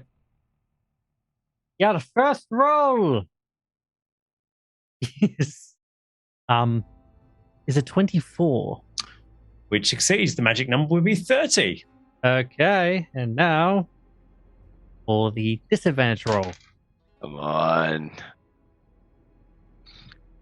I don't want to change my camera right now, but I'm looking at an elder sign, which means 2 zeros, which is a 4. Hey. Nice. 24 does succeed. I roll really well when I'm the monster. Okay, so I will set the scene then. You aim carefully, and in slow motion, you throw. Right at the same time, Golda, I want you to go ahead and make me another power roll.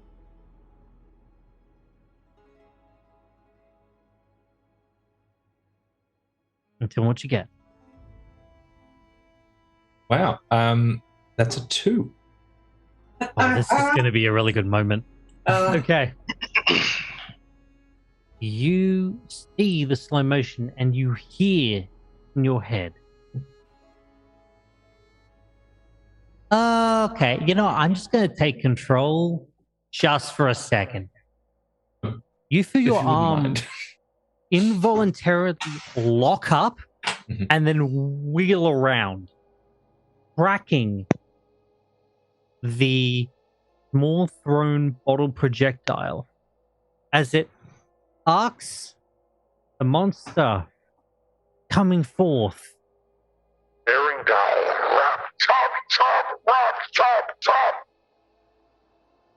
As right as the little ching as it bounces off the top of the ceiling and impacts into the top of the chandelier.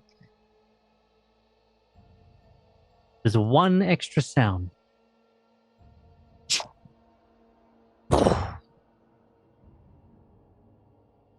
The gun fires. The bullet careens through the air and hits right bang on target and explodes. The resulting fireball is that of something that would make a wizard have a very good time in euphoric moments in a private bedchamber. And as the beauty of the Fireball. is unleashed upon this corridor, the flames explode and coat this creature, and you hear this high-pitched scream emanate from the opening maw of the skull that drowns quickly into a roar of anger, frustration, pain, but primarily unadulterated fury. The flames, the alcohol coats the creature's arms and its face and part of its chest, and the fire continues to burn. So now you have a monster careening across the top of the ceiling on fire. As if it couldn't get any more chaotic. Nice job, gun. Unless you have a name. You know what? No one's ever given me a name. What do you think they would be? We could take a time to ponder about it and have a nice chat about it. As you're running at full breakneck speed down the corridor, that's still going. You run and run and run, and you start to feel the burn in your legs, your chest, the acidity crawl up the back of your throat, the ball sitting there, waiting for you to keel over. And you see it rushing towards you. Patch, you're first in line. You see the door to the end of the corridor. But something's odd about it. The corridor that was five abreast wide, the door looks like it's single file. What do you want to do? I'll be complimenting Stock. Bloody hell, mate. I haven't seen an explosion like that since we sunk those warships. Good work, man. Yeah, me, that worked. Who knew that would be a case? Use your bleeding right hand. You have to teach me one when we get back home. Okay. As you turn back, Patch, you see the trail of fire left across the ceiling in the creature's wake as it's still barreling down, but slowing down as you are slowly peeling away from it or keeping your distance from it. It was very close to gaining on you, but it started to fall back, and it was keeping pace with you, but not catching up due to its injuries. The walls start to close in and in. Now 3 abreast. Who is behind the first 3? So the first, we've got Patch. Who's going to be behind Patch? I think I am, because Patch said they were staying close to me before.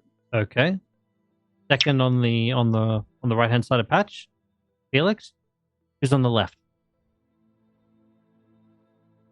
I think it would be. It would be Alistair, right? It would be Alistair. Yes. And the following two, the back behind that would be on the left would be Sam, and on the right would be Skolder. Okay. As it closes down to 3 abreast, your heart's pounding ever so hard in your chest. You are getting tired. You are starting to get tunnel vision. In fact, you've had tunnel vision this whole time. You just haven't noticed it really until now. You beeline to the door. Patch, make me a spot hidden check real quick.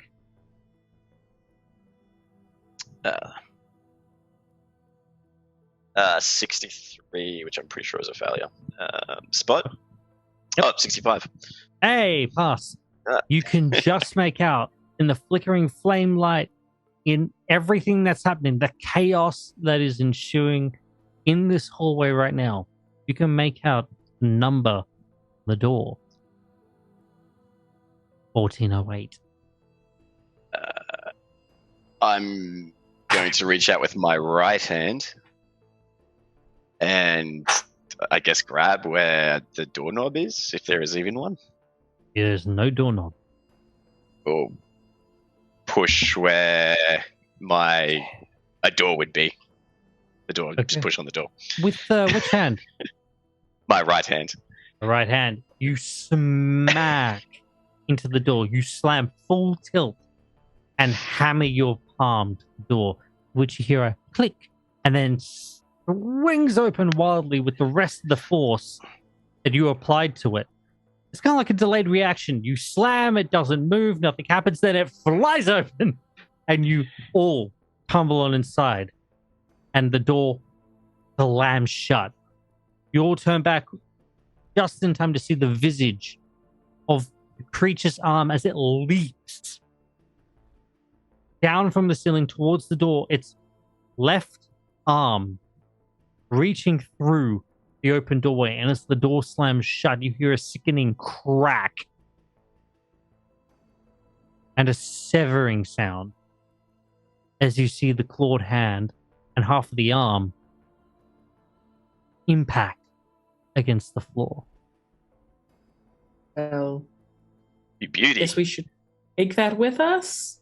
Evidence. That would be certifiable proof of, or physical proof of something of this nature. So take some, if Dr. not all of Barry? it. You got a big enough thing for that, Dr. Barry? Perhaps grab a bedsheet, wrap it up. A pillowcase. Bag? Before we wrap it up, Sam will actually cut some of the skin off and take a sample of some of the skin and some of what would be perceived to be muscle matter, and then find something to wrap the rest up in. Okay. In a desperate attempt for Alistair's sanity to remain, sane, keep looking at these hotel these hotel rooms have adjoining doors. No, they don't. So, okay. Alistair's going to go up and start tapping the walls to see if they're solid brick or some sort of, wooden connections. You wrap. Iconically, you rap, tap, tap on the wall, and it's solid. It is completely and utterly solid. Didn't the announcement say to stay in the room? I think as long as we're in here, we should be fine. I get what you're saying, but did you just see the thing that chases down the freaking hallway? Everyone roll me sanity one more time. Sure, because that's gone so well so far. Yeah. So, yeah. Because you're all now, as you say that, it kind of replays the last 2 minutes in everyone's mind. Yeah, the one where it said me first. Yes. I got a 7. Okay. 88. Failure? Yep. 64. That's a failure. This is 79. a different kind of roll. That's a failure. Okay. And did anyone get under 50 besides the 7?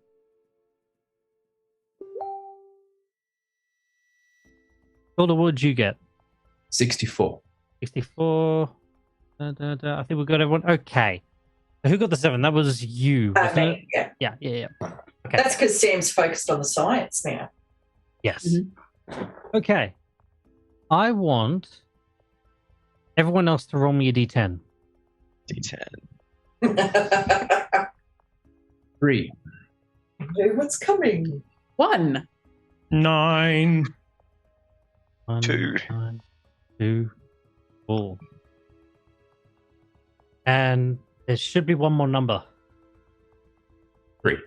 3. Okay. Alrighty. Who rolled the 1? Out of the It would be d10. me. W? Okay. Yes. Person who rolled 1. Ahem. You freeze in place. Shake your head. And take a seat. Kind of shakily in the living room. And the first words out of your mouth, if you kindly permit me to put words in your character's mouth. Go for it. Where am I? How did I come here?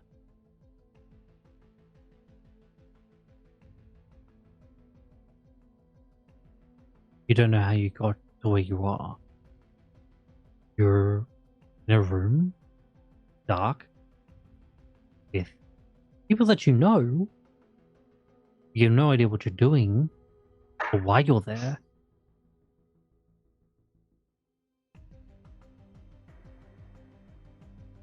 Patch, how did we get here?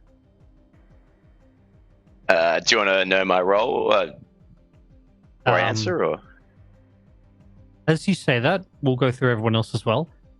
Who rolled the 2? I got the 2. Okay.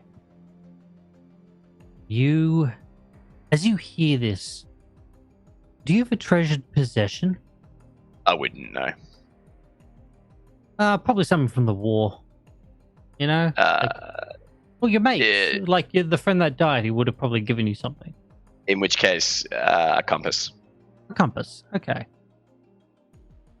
So, every time you make it out of a hairy situation, you always tap that compass. And you go to tap it, and it's gone. And you begin to really double check yourself, triple check yourself. You are starting to be a bit frantic about it now. Where's the compass? Why isn't the compass here? Where's it gone? Where's the compass? You roll the 3.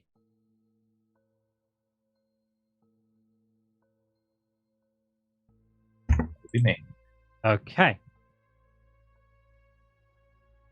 You were kind of one of the last to go through the door, and you feel a slight sting on your back. As you touch, you feel the sting and you jerk your hand away and look in stained crimson. You hear the small voice in your head again. Look, guy, I would probably go take a look in the mirror if I were you. Thanks, Wayne. I go and look in the mirror. Oh, my name's Wayne. Oh, no, I like that. That's a nice thing. Wayne the gun. Yeah, no, I like that. That's nice. Okay, Wayne it is. And what was the last number? Number 9. Number 9. Roll me a D100.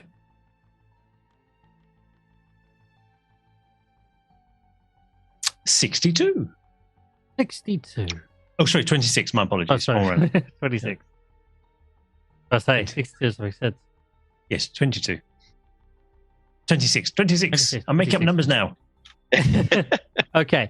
I need you to go ahead and roll me the D100 one more time. 74. Beautiful. Okay, cool. Okay.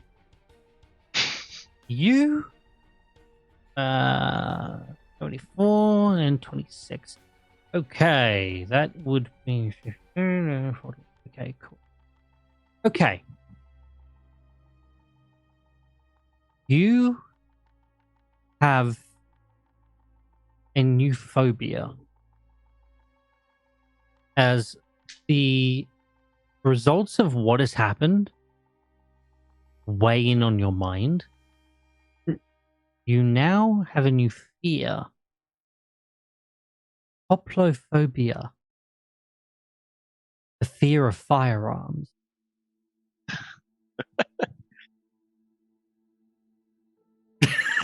Sure.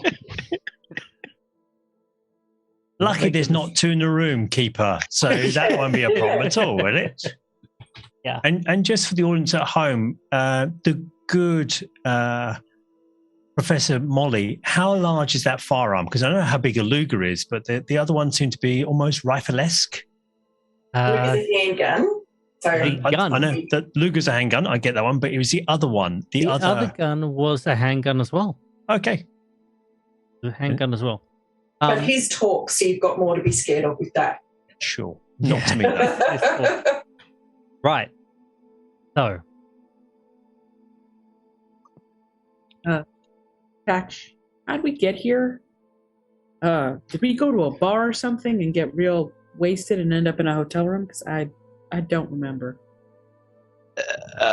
So I guess with that, Felix, you'll see Patch kind of like patting himself down, checking in his pockets and things, scratching his head like, thought I had it on me. Sorry. Can you repeat that, Felix? Where are we? Did we meet up for a drink and get really plastered? I don't know how I got here. I don't quite remember, but I never leave home without my compass. Sorry. No, you're okay. I got plastered. You got plastered. Who do we? Molly wouldn't get plastered. Molly. Actually, where's my flask? Maybe we did get drunk. Yes. Molly. Yes, how did we get here? You mean you don't remember? No. The last thing I remember is insert a few days ago, probably. Oh, we're on a mission. Oh. It was, and I give a brief recounting of what has happened. We were sent to the forest in Massachusetts, and we went through the staircase, and then we were in this hotel, and apparently we've checked in now, and then there was the hunt, and we got chased by this horrible creature. There's an arm over there you can see quite clearly. That belongs to it, and now we're here. Overhearing that conversation, I'll look at that arm, and do I remember the past tense? Coming back to you now, yes. And now, Slowly. Excuse me. I need to go look in the mirror. As you look at Golda as he walks away, you see the blood pool that was at his feet is quite considerable. Sculptor, did you cut yourself? I don't remember doing so. You flick on the light switch to the bathroom and turn around, and you see 3 long, jagged claw marks that have raked down from your left shoulder down to your right hip. Ah, cool. Oh, thank you very much.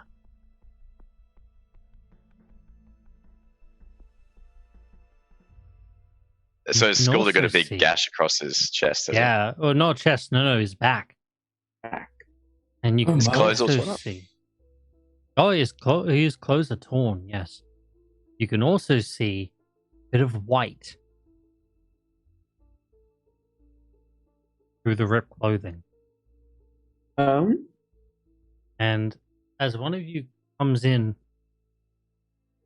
and slowly helps Skull to take the shirt and jacket off.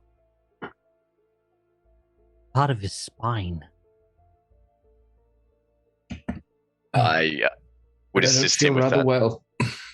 Bloody hell, mate! How did you miss this? And I'll patch him down. Inside your Dr. head. Barry. Oh, that would be the adrenaline, the fear for your life, and quite potentially running for the past 20 minutes. That's in my head now, or Scolders? No, Scolders. Okay. Yes, thank you, Wayne. That seems logical. Dr. Barry, he's talking to himself and his spine is exposed. I'm not worried so much about the talking to himself, given the current situation. Everyone deals with it in their own way. But please, Mr. Molly, if you could just perhaps stand very, very still so I can perform a cursory examination. I don't want you to move too much if it is in fact your spine. And as you say, Doctor, look on the bright side. At least no one can accuse me of being spineless. That's the spirit, mate. Good work. Wait, I think I got something for this. Hold on. You wait, and in the deep echo of your mind, you wait, and you hear the tiniest little...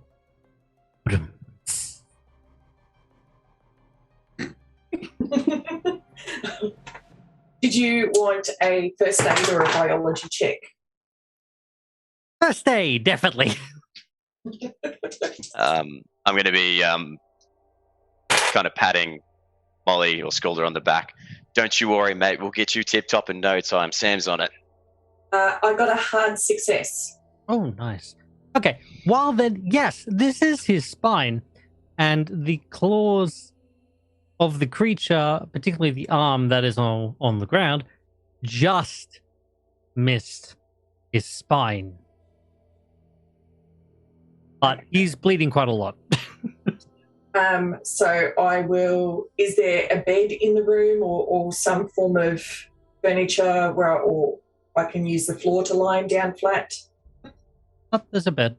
Yeah, there's a bed in the next room across. Haven't gone into that yet. But you can assume it's a bedroom. The door's shut. But there is a nice couch as well. Yeah, Alistair would have gone to look at that. His sudden nervousness around firearms has prompted him to investigate immediately the other room where there are people who aren't armed. Yeah. The two people with guns are in the bathroom. Okay. As you approach the door leading to what you suspect to be the bedroom, sure, go ahead, Deetwenty, and make me a listen check. I'm quite good at this.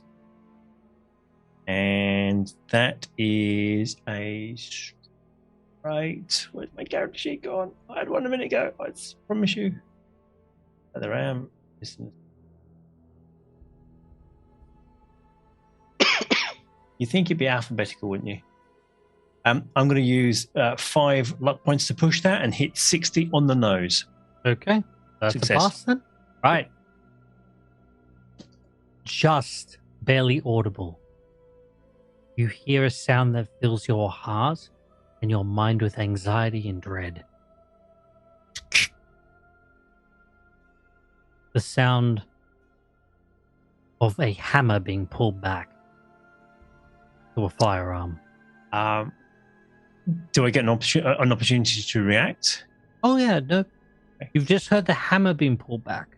Okay, so immediately swing myself to one of the walls, and given that Felix is probably the one, because Patch was weirdly patting Scolder on the back, which is probably medically inappropriate, and wave to get Felix's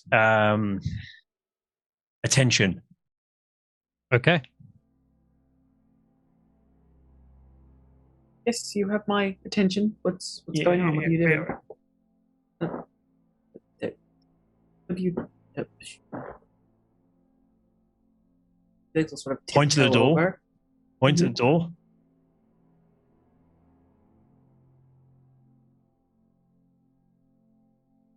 I'm gonna Kind of miming that gun. Yeah, gun. He's seeing that, and he's seeing gun, and he's gonna peek around back towards where the sort of doctor is, and say, "Molly, Molly, you're actually bleeding. If you could hand off the prostrate, yes. Could I see your gun for a moment? There's someone else with a gun." Would that be this gun or my service revolver? Any gun. I'm not really equipped for guns, but a gun might be necessary. There's someone pointing. Oh, a gun like in the hell! other room. Oh, like hell! He's taking me off you. No! You're picking the service revolver. Yes, take my service revolver. It's in pocket on that side of the jacket. All right, thank you. Just gonna reach, grab it. This over. There may be company with a gun. Gonna try and handle it. I'm gonna make my way back over to stock. Okay. All right, so I think honestly we should try something else first, but I've got a gun just in case.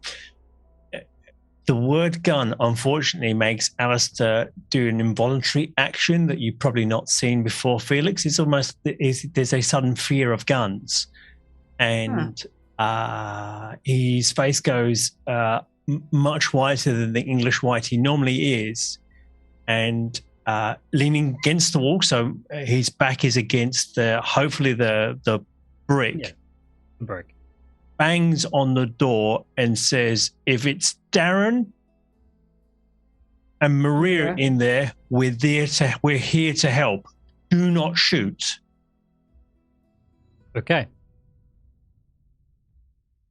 Standing in front of the door currently is no one, which is lucky. Because as soon as you bang on the door, the gunshot goes off. Bang! A large exit wound through the door embeds itself into the adjacent wall. As you hear this, "Oh my god! Oh, sorry! Oh, are you okay? Oh, we're sorry. all right. We're all right. Hey, now, buddy, come on. We're friends. We're real good friends. We're good people here. We're all just trying to stay safe during this hunt. Come on. We've all got things going. We're going to work together. And hey, we can get you out of here if you can work with us. If you want to work with us. Are you human? Yes. Several. From where? I'm from London, mate. Massachusetts. How'd you get here? Random staircase. Is your name Darren? Maria? Yes. Right. Funny story. We're here to rescue you. Good job. So far. Hopefully it's been okay. Well, is there a bedsheet in there we could borrow? Because we've got a friend who's a bit hurt. Oh, yes. I'm sorry, of course. The door swings open, and holding a 9mm revolver is Darren. So is this actually the Darren described to us? This is the Darren described to you. Okay. Maria, his partner, is holding onto his shoulder and kind of looking nervously. Oh my goodness. Okay. Okay. We're saved. Got you. We're saved, Darren. We're saved. Baby, we're saved. Yes, no, I understand that, darling. We're safe. Gun away, please. You're making my friend nervous. Oh, I'm sorry. We don't know where we are. There are things here that you would not believe. We've seen. Try us. Oh my. Yeah. We just need to get our friend bandaged first. And can you just put that bandaged? The Maria. Yeah. How hurt? How badly hurt? I'm a registered I'm not nurse. a doctor. I'm a nurse. Dr. Barry, we've got a nurse for you. Might hurt if you could come over here and just hold bits together. I'm trying to use adhesives to... Bits? It will make sense when you've been here. It's kind of like he's been a little bit flayed. So She rushes over past everybody and comes to your side and shrieks. At the Now, just hold... How are you walking? Yes, I seem to have thrown my back out a little more than usual. We don't have time to do full sutures, so I just need you to hold the skin. I will try and use plasters I have in my bag to definitely. Bits together, and then we'll have to use a sheet. I'll go grab my kit. Bandage. I'll go grab my kit. I can do some makeshift stitching on the looser part. She runs back, grabs her kit, and runs out to Skulder. As you say your line of "throw your back out," this is the resulting voice in your head.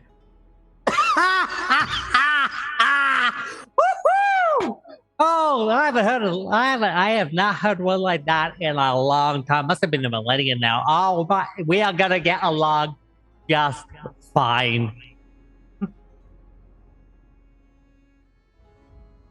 The noise of the laughter of the voice of the gun in your head does give you a little bit of a headache, though.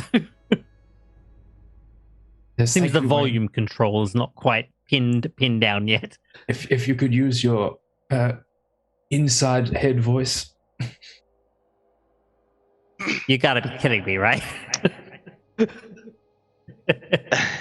Inside head voice? Oh my goodness, man, you are a riot. Can I approach Darren and just say, so you've been in here for a bit then, have you learnt anything about how to get out? No, we heard the hunt was starting, and any sensible person, we booked it to our room. Well, we were in a corridor just outside the room, and then we booked it back into the room, and locked the door. So this was originally your room then? Yes, this is 1408. Yes. Sorry, go on, my friend. Oh, I was gonna say, do I kin that does not track to the room number given to us? 1408 track to the room given to you. The fact I thought that it was 1708. 1708. Oh yes, it was. It was. Right, my mistake. Thank you for reminding me. Oh, okay, cool. I thought these were fake Darren Maria. I was like... No, I completely lost track. The 1708. This is room 1708. But yes, no, this is room 1708. Yes. Funny, the host at the front door when we entered here said the last residents had left. Oh. Right. Well, we're here. When we entered the room, there was no one there, so I'm assuming. And you didn't see that thing outside? What thing? The thing that I'm assuming that slammed against the door as he looks down at the arm that was connected to that? Yeah, that thing.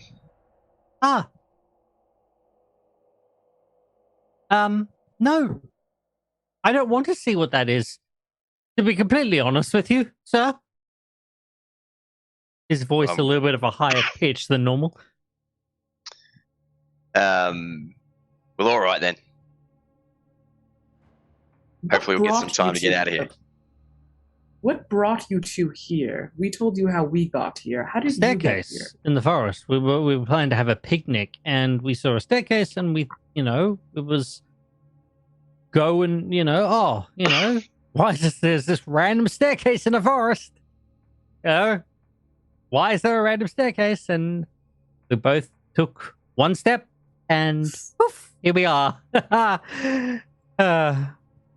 We've been locked up in this room pretty much, and we've been taking a little bit of time to pop out every once and again to kind of understand.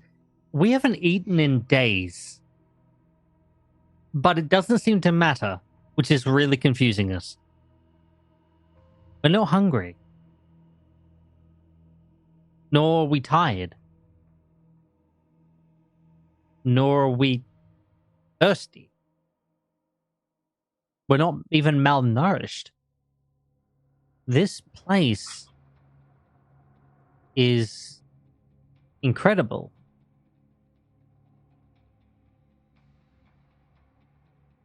I think the more important question, however, is how are we going to get out? How are we going to get back home? It's finished. How long do we know the hunt goes for? Well, they announced when it started. Did they announce when it finishes? This is the first hunt that we've heard of. We just hunker down for a little bit, collect ourselves, check on our injured. I guess we could, yes. See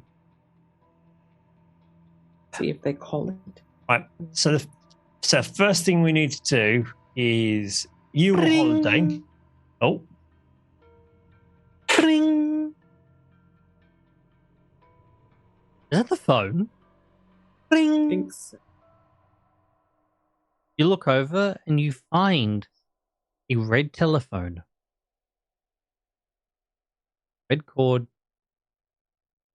plugged into the wall, red receiver, and ringing. Yeah. Pick it up, hand it to Felix. Oh, all right. Hello. Hello. This is the hotel. We like to applaud you for surviving the hunt. If you'd like to use our checkout service, it'll be available in 24 of your hours. You? Well, listen. Hey, you know, Would you like to I use the appreciate. express checkout? Can you explain what the express checkout is to me first? I'm a curious cat. It drops from the ceiling. A rope. The hangman's noose at the end. That is the express checkout. And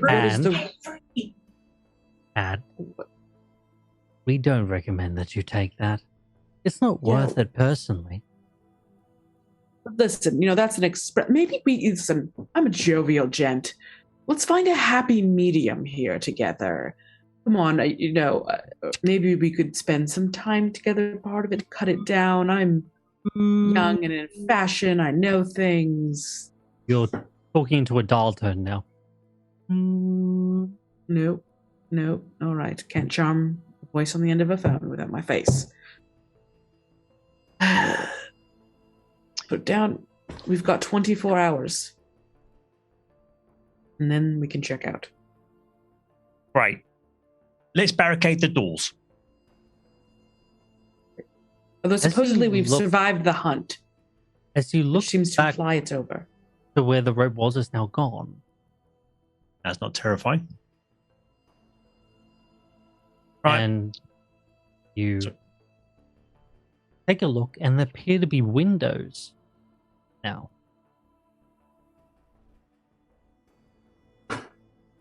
Right. I strongly suggest that we hopefully the surgery is going well. Is he? Yes, no. I'm working on it now. We've numbed the area a little bit. Hell, do you have any more of that stuff you were drinking? Nah, mate, you used the last of it in that impressive explosion. All right. Do you want to search the room for some booze, and then perhaps we can go and have a look through. Now, to the lovely couple here. Look, Darren. Apparently, you had some sort of recording device.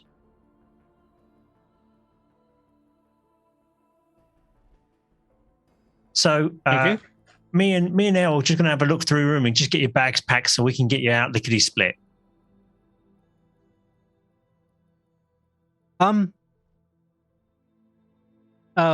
Recording device. Well, we had a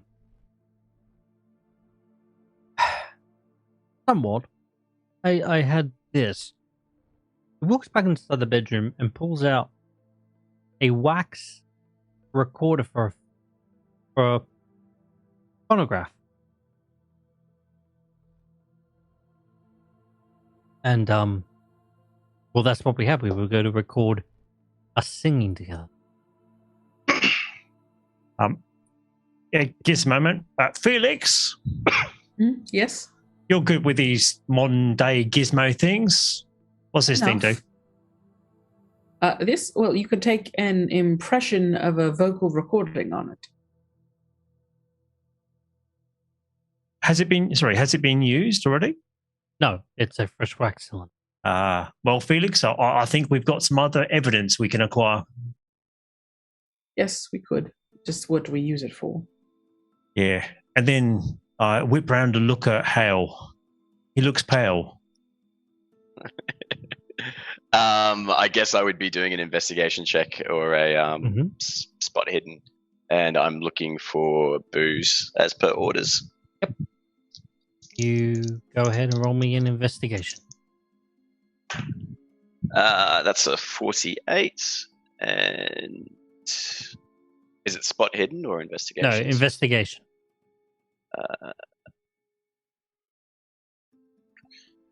That would be. Yeah, that is a pass. Yeah.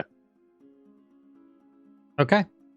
You open up, but do not find booze. Instead, you find books of the cabinet. You find books, all of which are black except for one red one.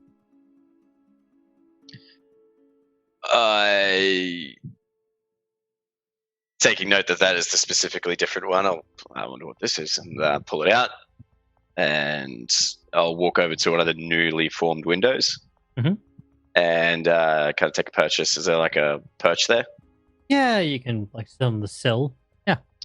Sit on the sill and flick through the pages, or read the front and then flick through the pages. There is no inscription on the front or the spine, but you open the first couple of pages are blank, and then a singular word on that first page. If. Well, this is a bloody bore. You flick the next one. You. Flick.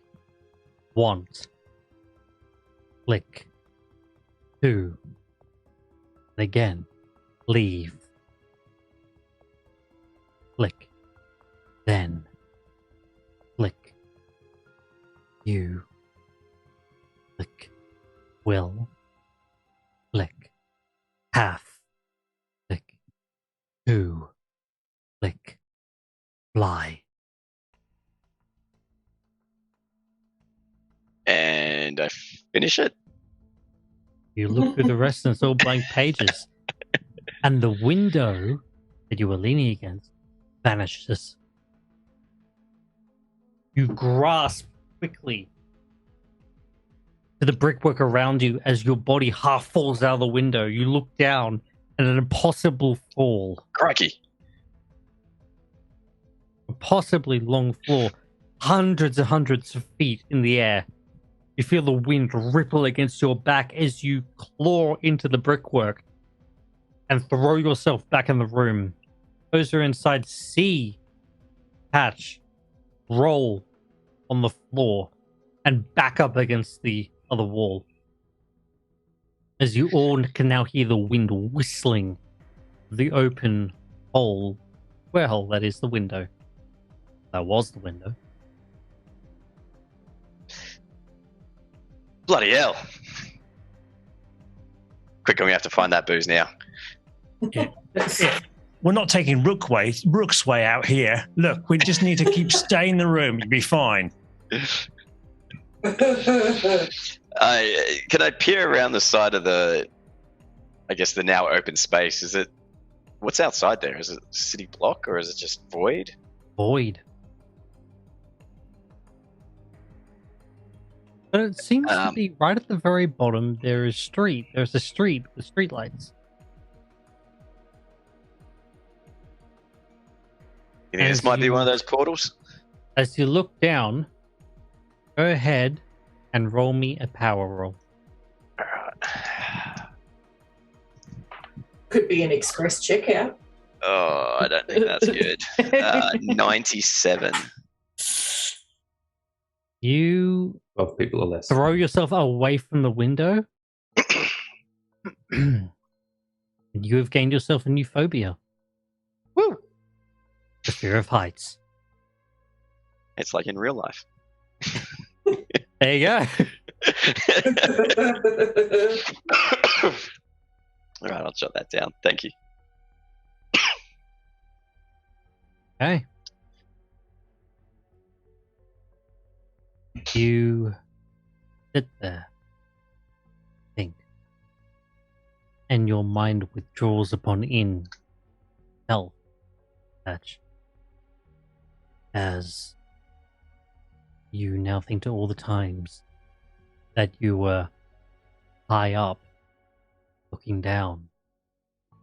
You see, even from the smallest of heights, looking down into the enemy trench, looking down and seeing the line of corpses freshly mowed down. The war, the end of wars. And start to panic, and you start to hyperventilate as your mind replays every time you climbed a tree, every time you were standing on the side of a stone wall, even a foot off the ground. It terrifies you. Brings fear to your very soul.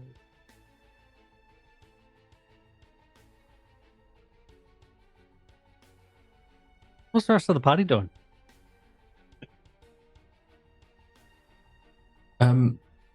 I suppose in part to take my mind off the rather impromptu surgical procedure being conducted on my back. I think I'm probably talking to Wayne.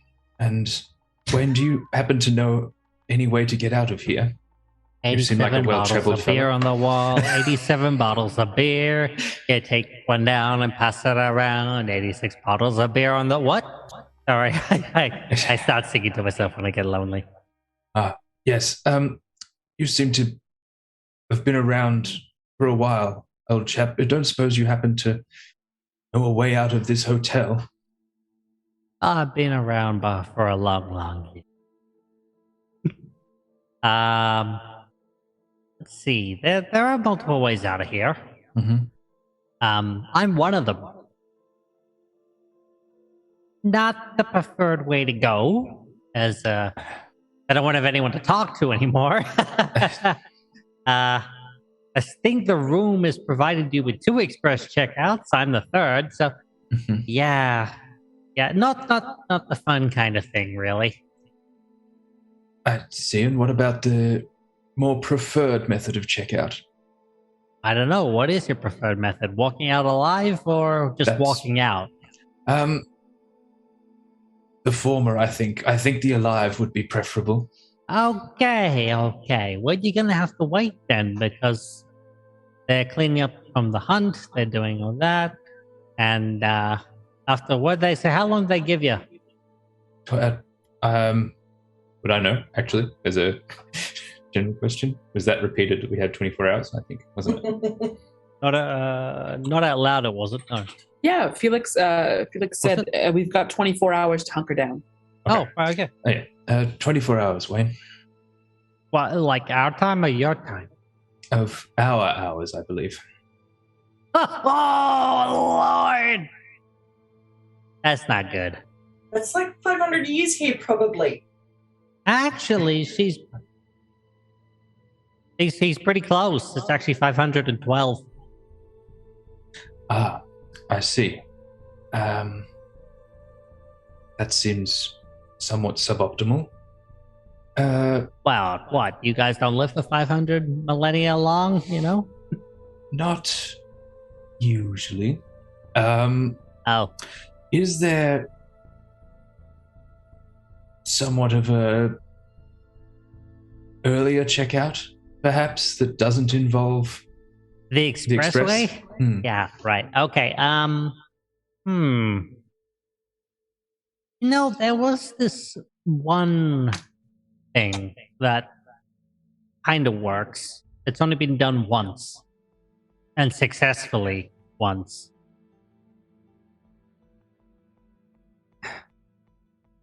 You don't want to look through the door that is marked with a circle.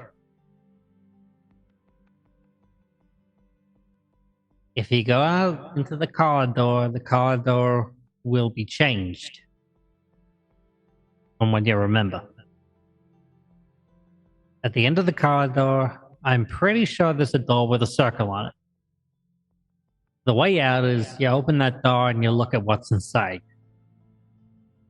It's said to be the thing that will melt your mind. So you can escape, but you'll never be the same. It's quite a tricky choice then, is it not? Or you take the expressway. Or there's a rumor there's a third way out of here. Besides waiting, of course, but there's a third way, and no one knows what it is. The rumor's there, so I don't know how helpful that is, but you know. Which room is that? The rumor is the rumor is that there is a third way out. Rumor, good one. Yeah. So what's it gonna be? Insanity? Or death?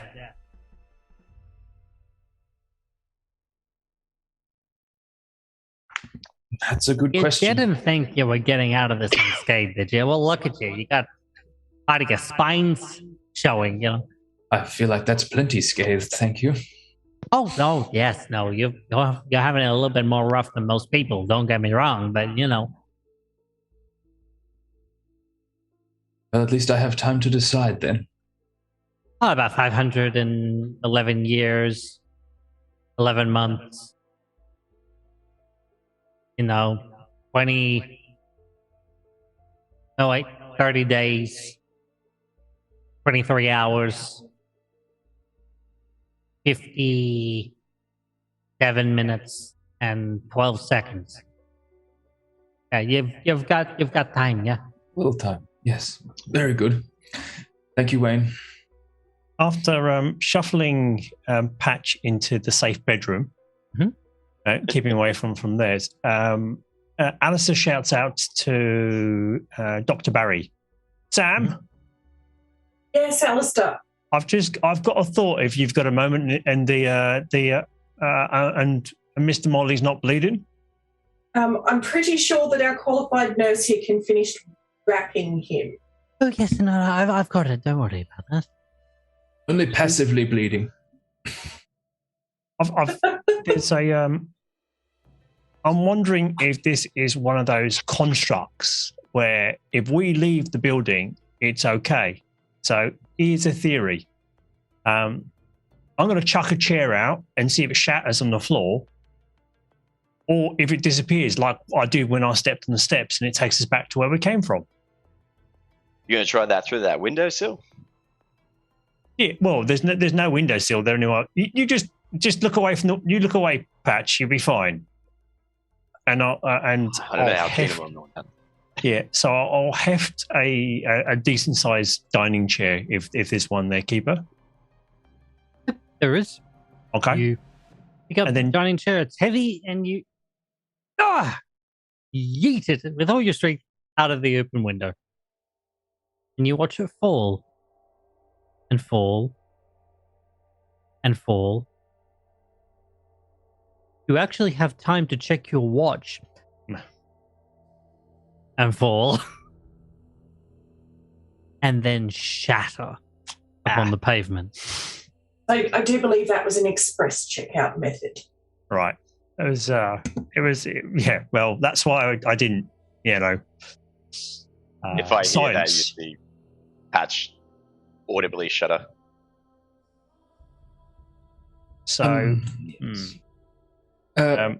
did Mr. Molly relay what he learnt about the other rooms? I'm just about to. There we go. Chaps, you'll probably think this is the pain-addled ravings of a madman, but I seem to have come upon some information as to ways we might get out of here. There's, of course, the express checkout methods that have been mentioned before, including this. The gun, Wayne.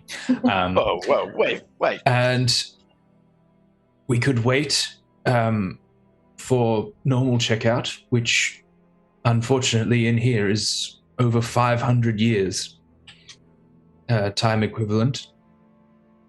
There's apparently rumor that there is another room that can get us out.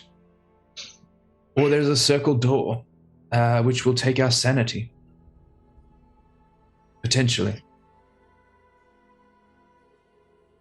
Well, I'm a little bit low on that, but happy to try it for you folk.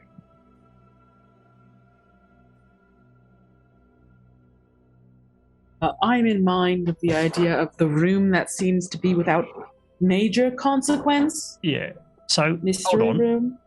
The doors have markings on them, right? Because this has rune numbers. Are they like, I don't know, like towel closets, that sort of thing? So this one was a circle. If we look for something without a circle or a rune number, that would be, by logical deduction, and I've read Sherlock Holmes, the one to go for, right? Hmm. Seems accurate. So we leg it out, find the door. What about the She's a thing? good one.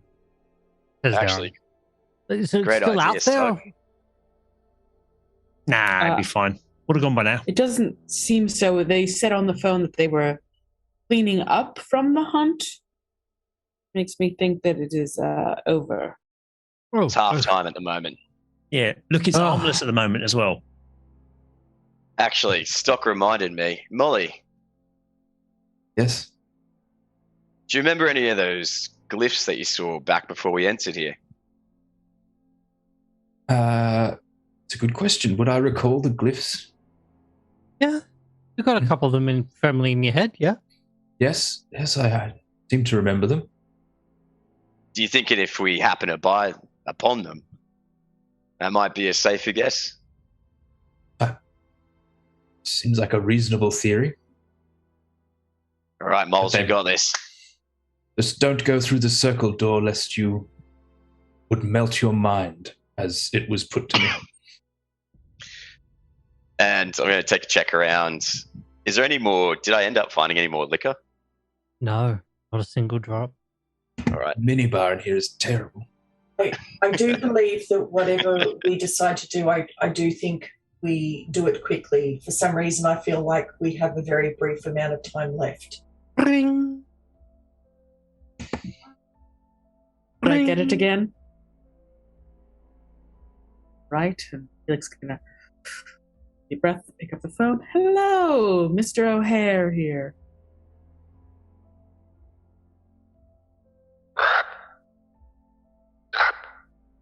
Oh, motherfucker.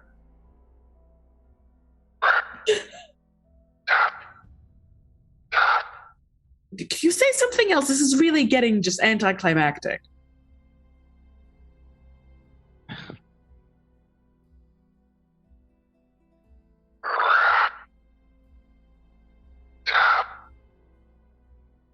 Tap yes, tap yes, tap, tap. Yes, I think we would like to tap out. On your heart. You're what? I'm sorry, you're breaking up.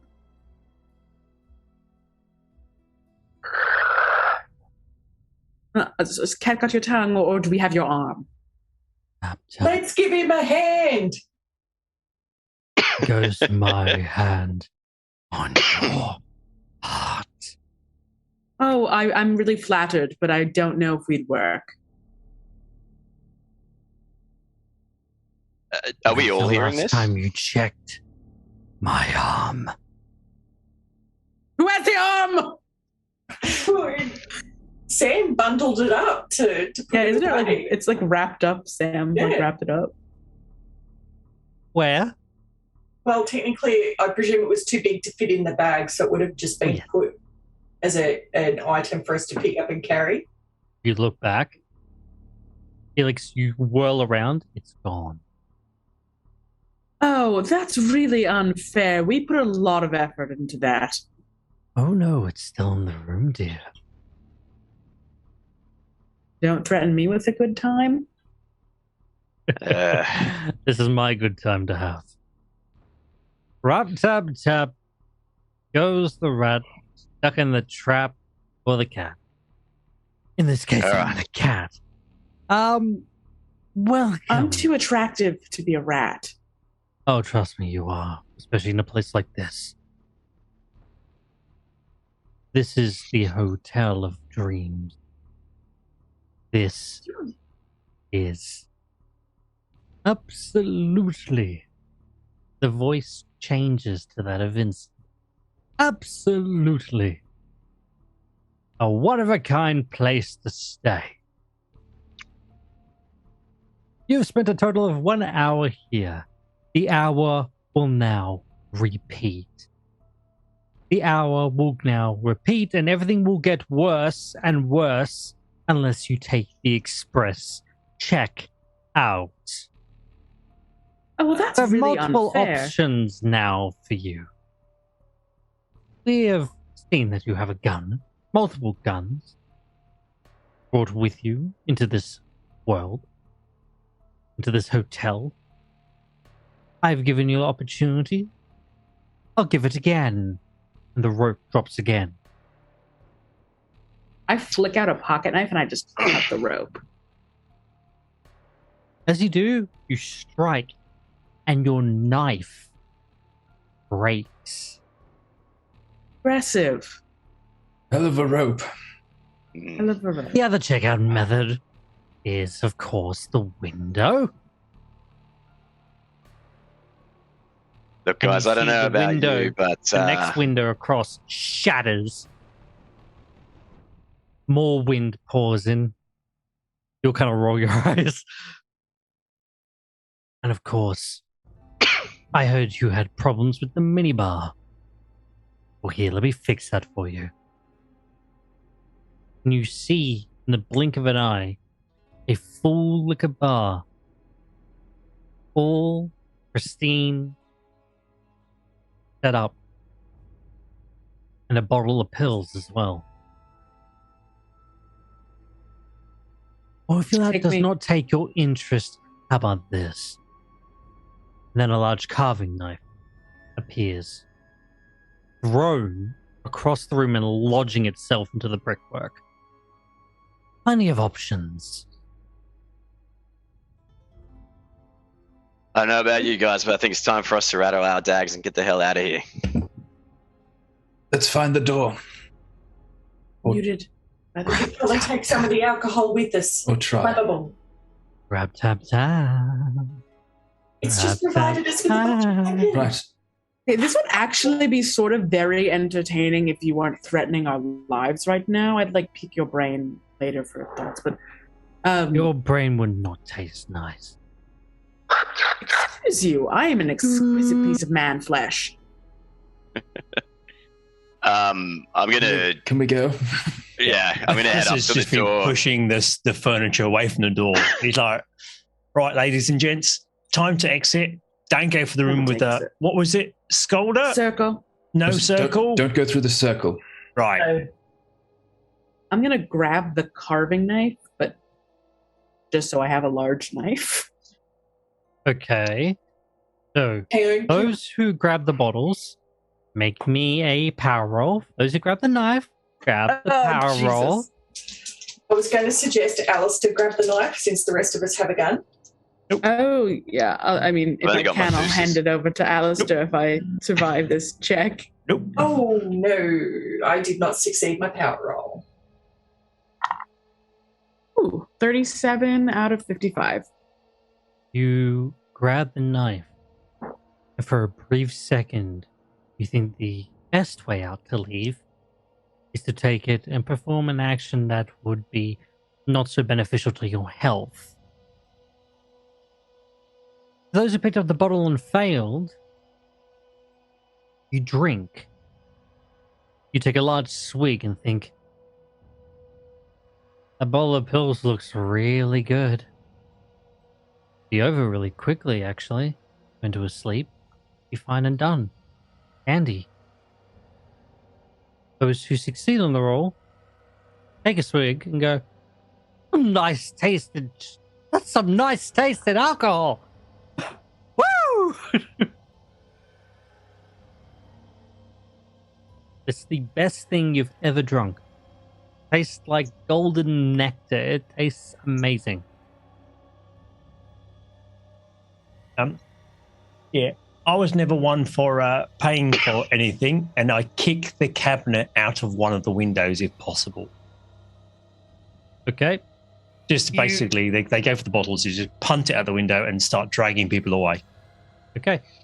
You can't quite punt it, but you grab bottles and you just start chucking them out the window. Yeah, literally just tip it up and out if possible. If I can, I'll assist Alistair as well. I was lining up behind him to get ready to leave. So, okay, you heave and tip the entire drinking cart over, and out the window it goes. Right. Darren, I need you to help. Molly here is a bit there. I'm going to go first, and it was still dark outside. Is it anything that looks vaguely flammable, just so I can make a makeshift torch at all? Bed sheets and whatever else. There's bed sheets. There's great. So break up a chair leg, wrap a thing around it, just in case it's pitch black again, because it was last time. So, and then use it as a club as well, and then say, right, I'm free.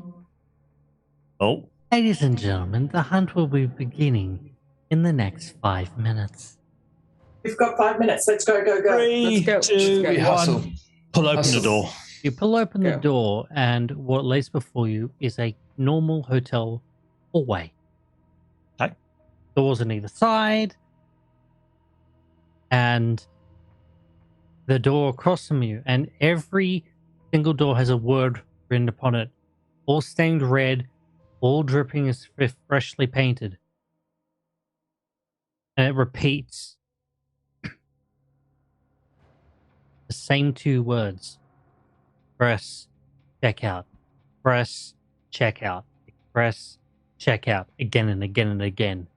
And you look left and you look right. To the left, 10 doors, and then a door with a big circle on it. And to the right, an infinite hallway. And press checkout. Press checkout. I'm going to probably assist Darren with Skulder. Is it this one? Right. Circle of Madness off to your left, infinite hallway to right. And try not to look at Skulder and his firearms. Any hints? Anyone? Any ideas? I still have the phone crooked, and I'm just going to say, Vincent, are you the hunter? Hi. This is my place.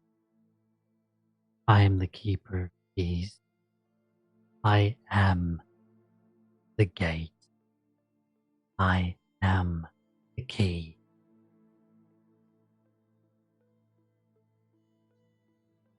And I repeat that to everyone else. I don't have a speakerphone option in this decade. No, you don't. But just to this place, of course. You hear a little ding, ding, ding of a small bell. And you look down, and you see a cat sitting 2 doors down.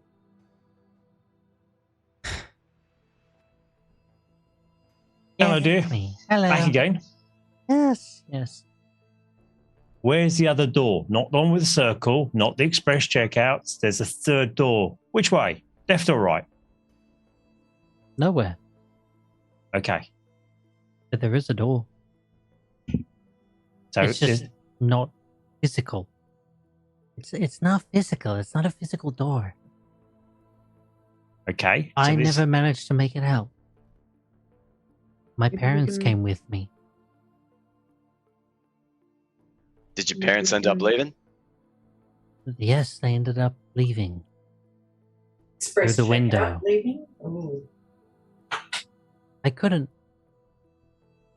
do it. I couldn't follow them. I couldn't do that. No, don't. So, I started to learn, and I made a deal with Vincent, and I'm here forever. I am not here to hurt you. I'm a victim just as much as you. We need the door, love. Where is it? I Get know. us out. Get these lovely people out.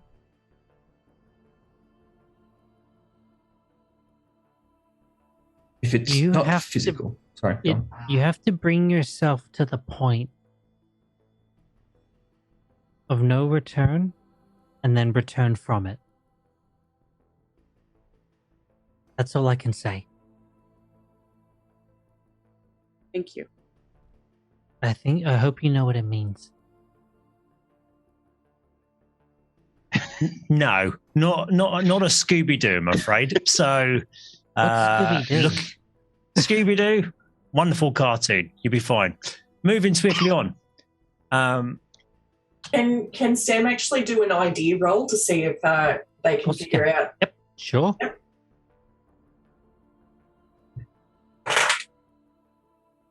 58 when I needed a 70. So You have the idea. The idea that flashes in your head is the point of no return being the point of despair one hits before the express checkout. Before that decision weighs too heavily on your mind. And the point of return, you can only guess. Returning from that point. Sam's already pretty close to that point because Sam failed the roll with the alcohol and the pills before. Mm-hmm. So Sam's actually close to that point, and the door circle's also straight there, so that's already in their head. Mm-hmm.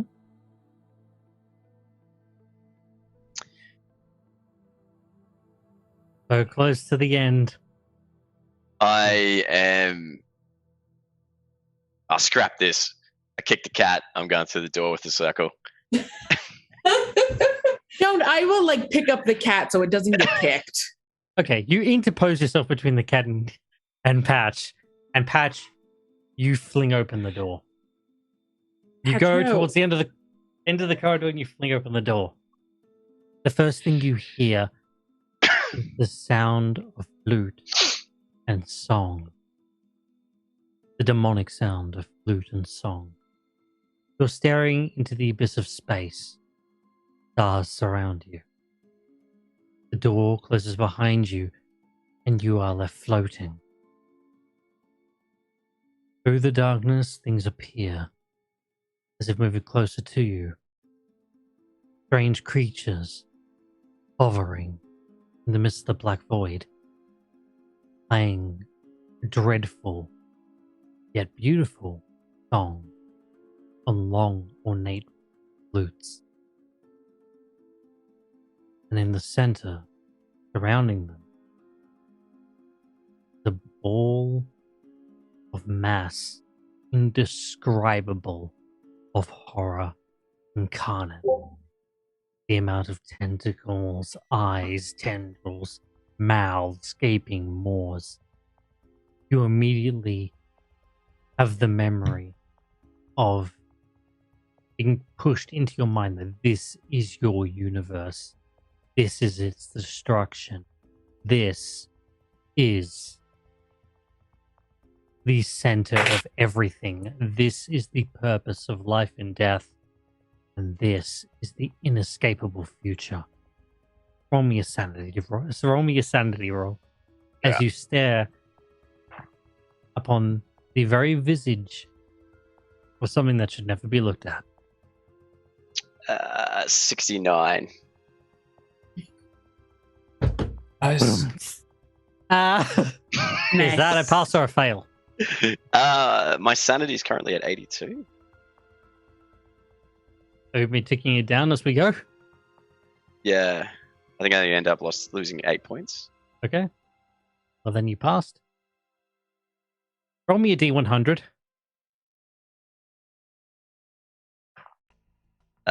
15.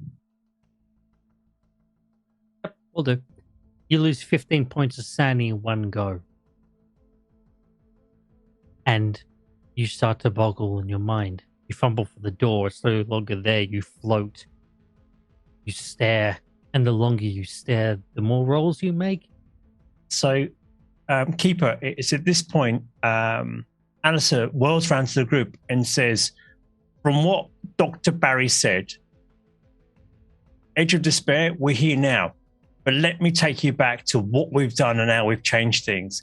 And then Alistair will pull out picture after picture of the people they've saved, their friends, their families, of the pictures we've taken in much better times after we celebrated each success and every person we've saved from these horrors so far. And he puts them in front of people's face, like dealing out cards. Mm-hmm. Yep. And then shows each face. This is a life you've saved. And I'll say to each of them, yep. And I'll just go through the photographs we've taken, the kind of old black and white grainy photographs, just show them each of the photographs. These lives you've made a difference in.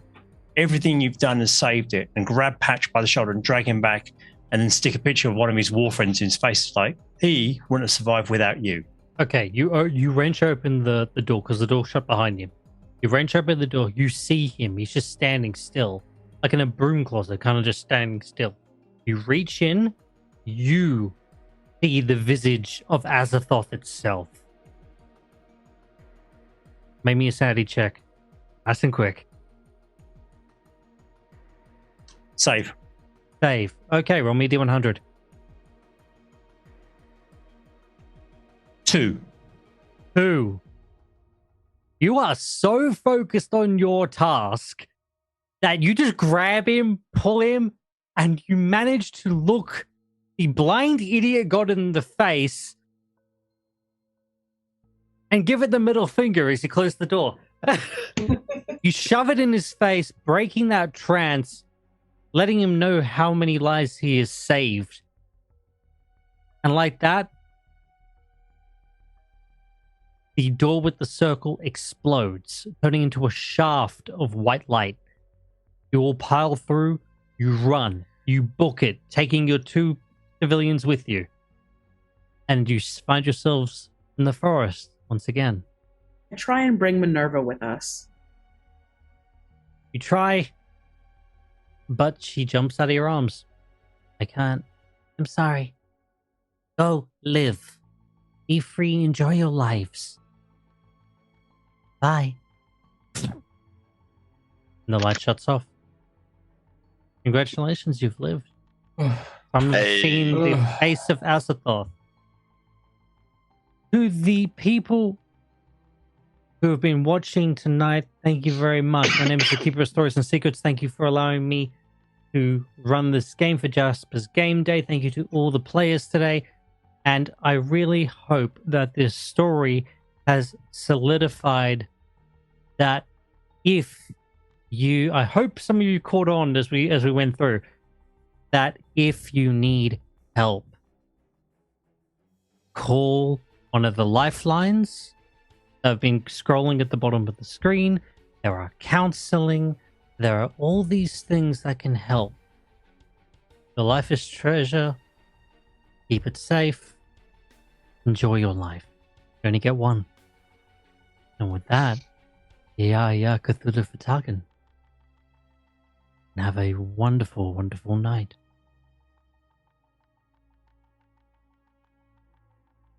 Say good night, everybody. I'm too terrified to cheer. Yeah. Okay.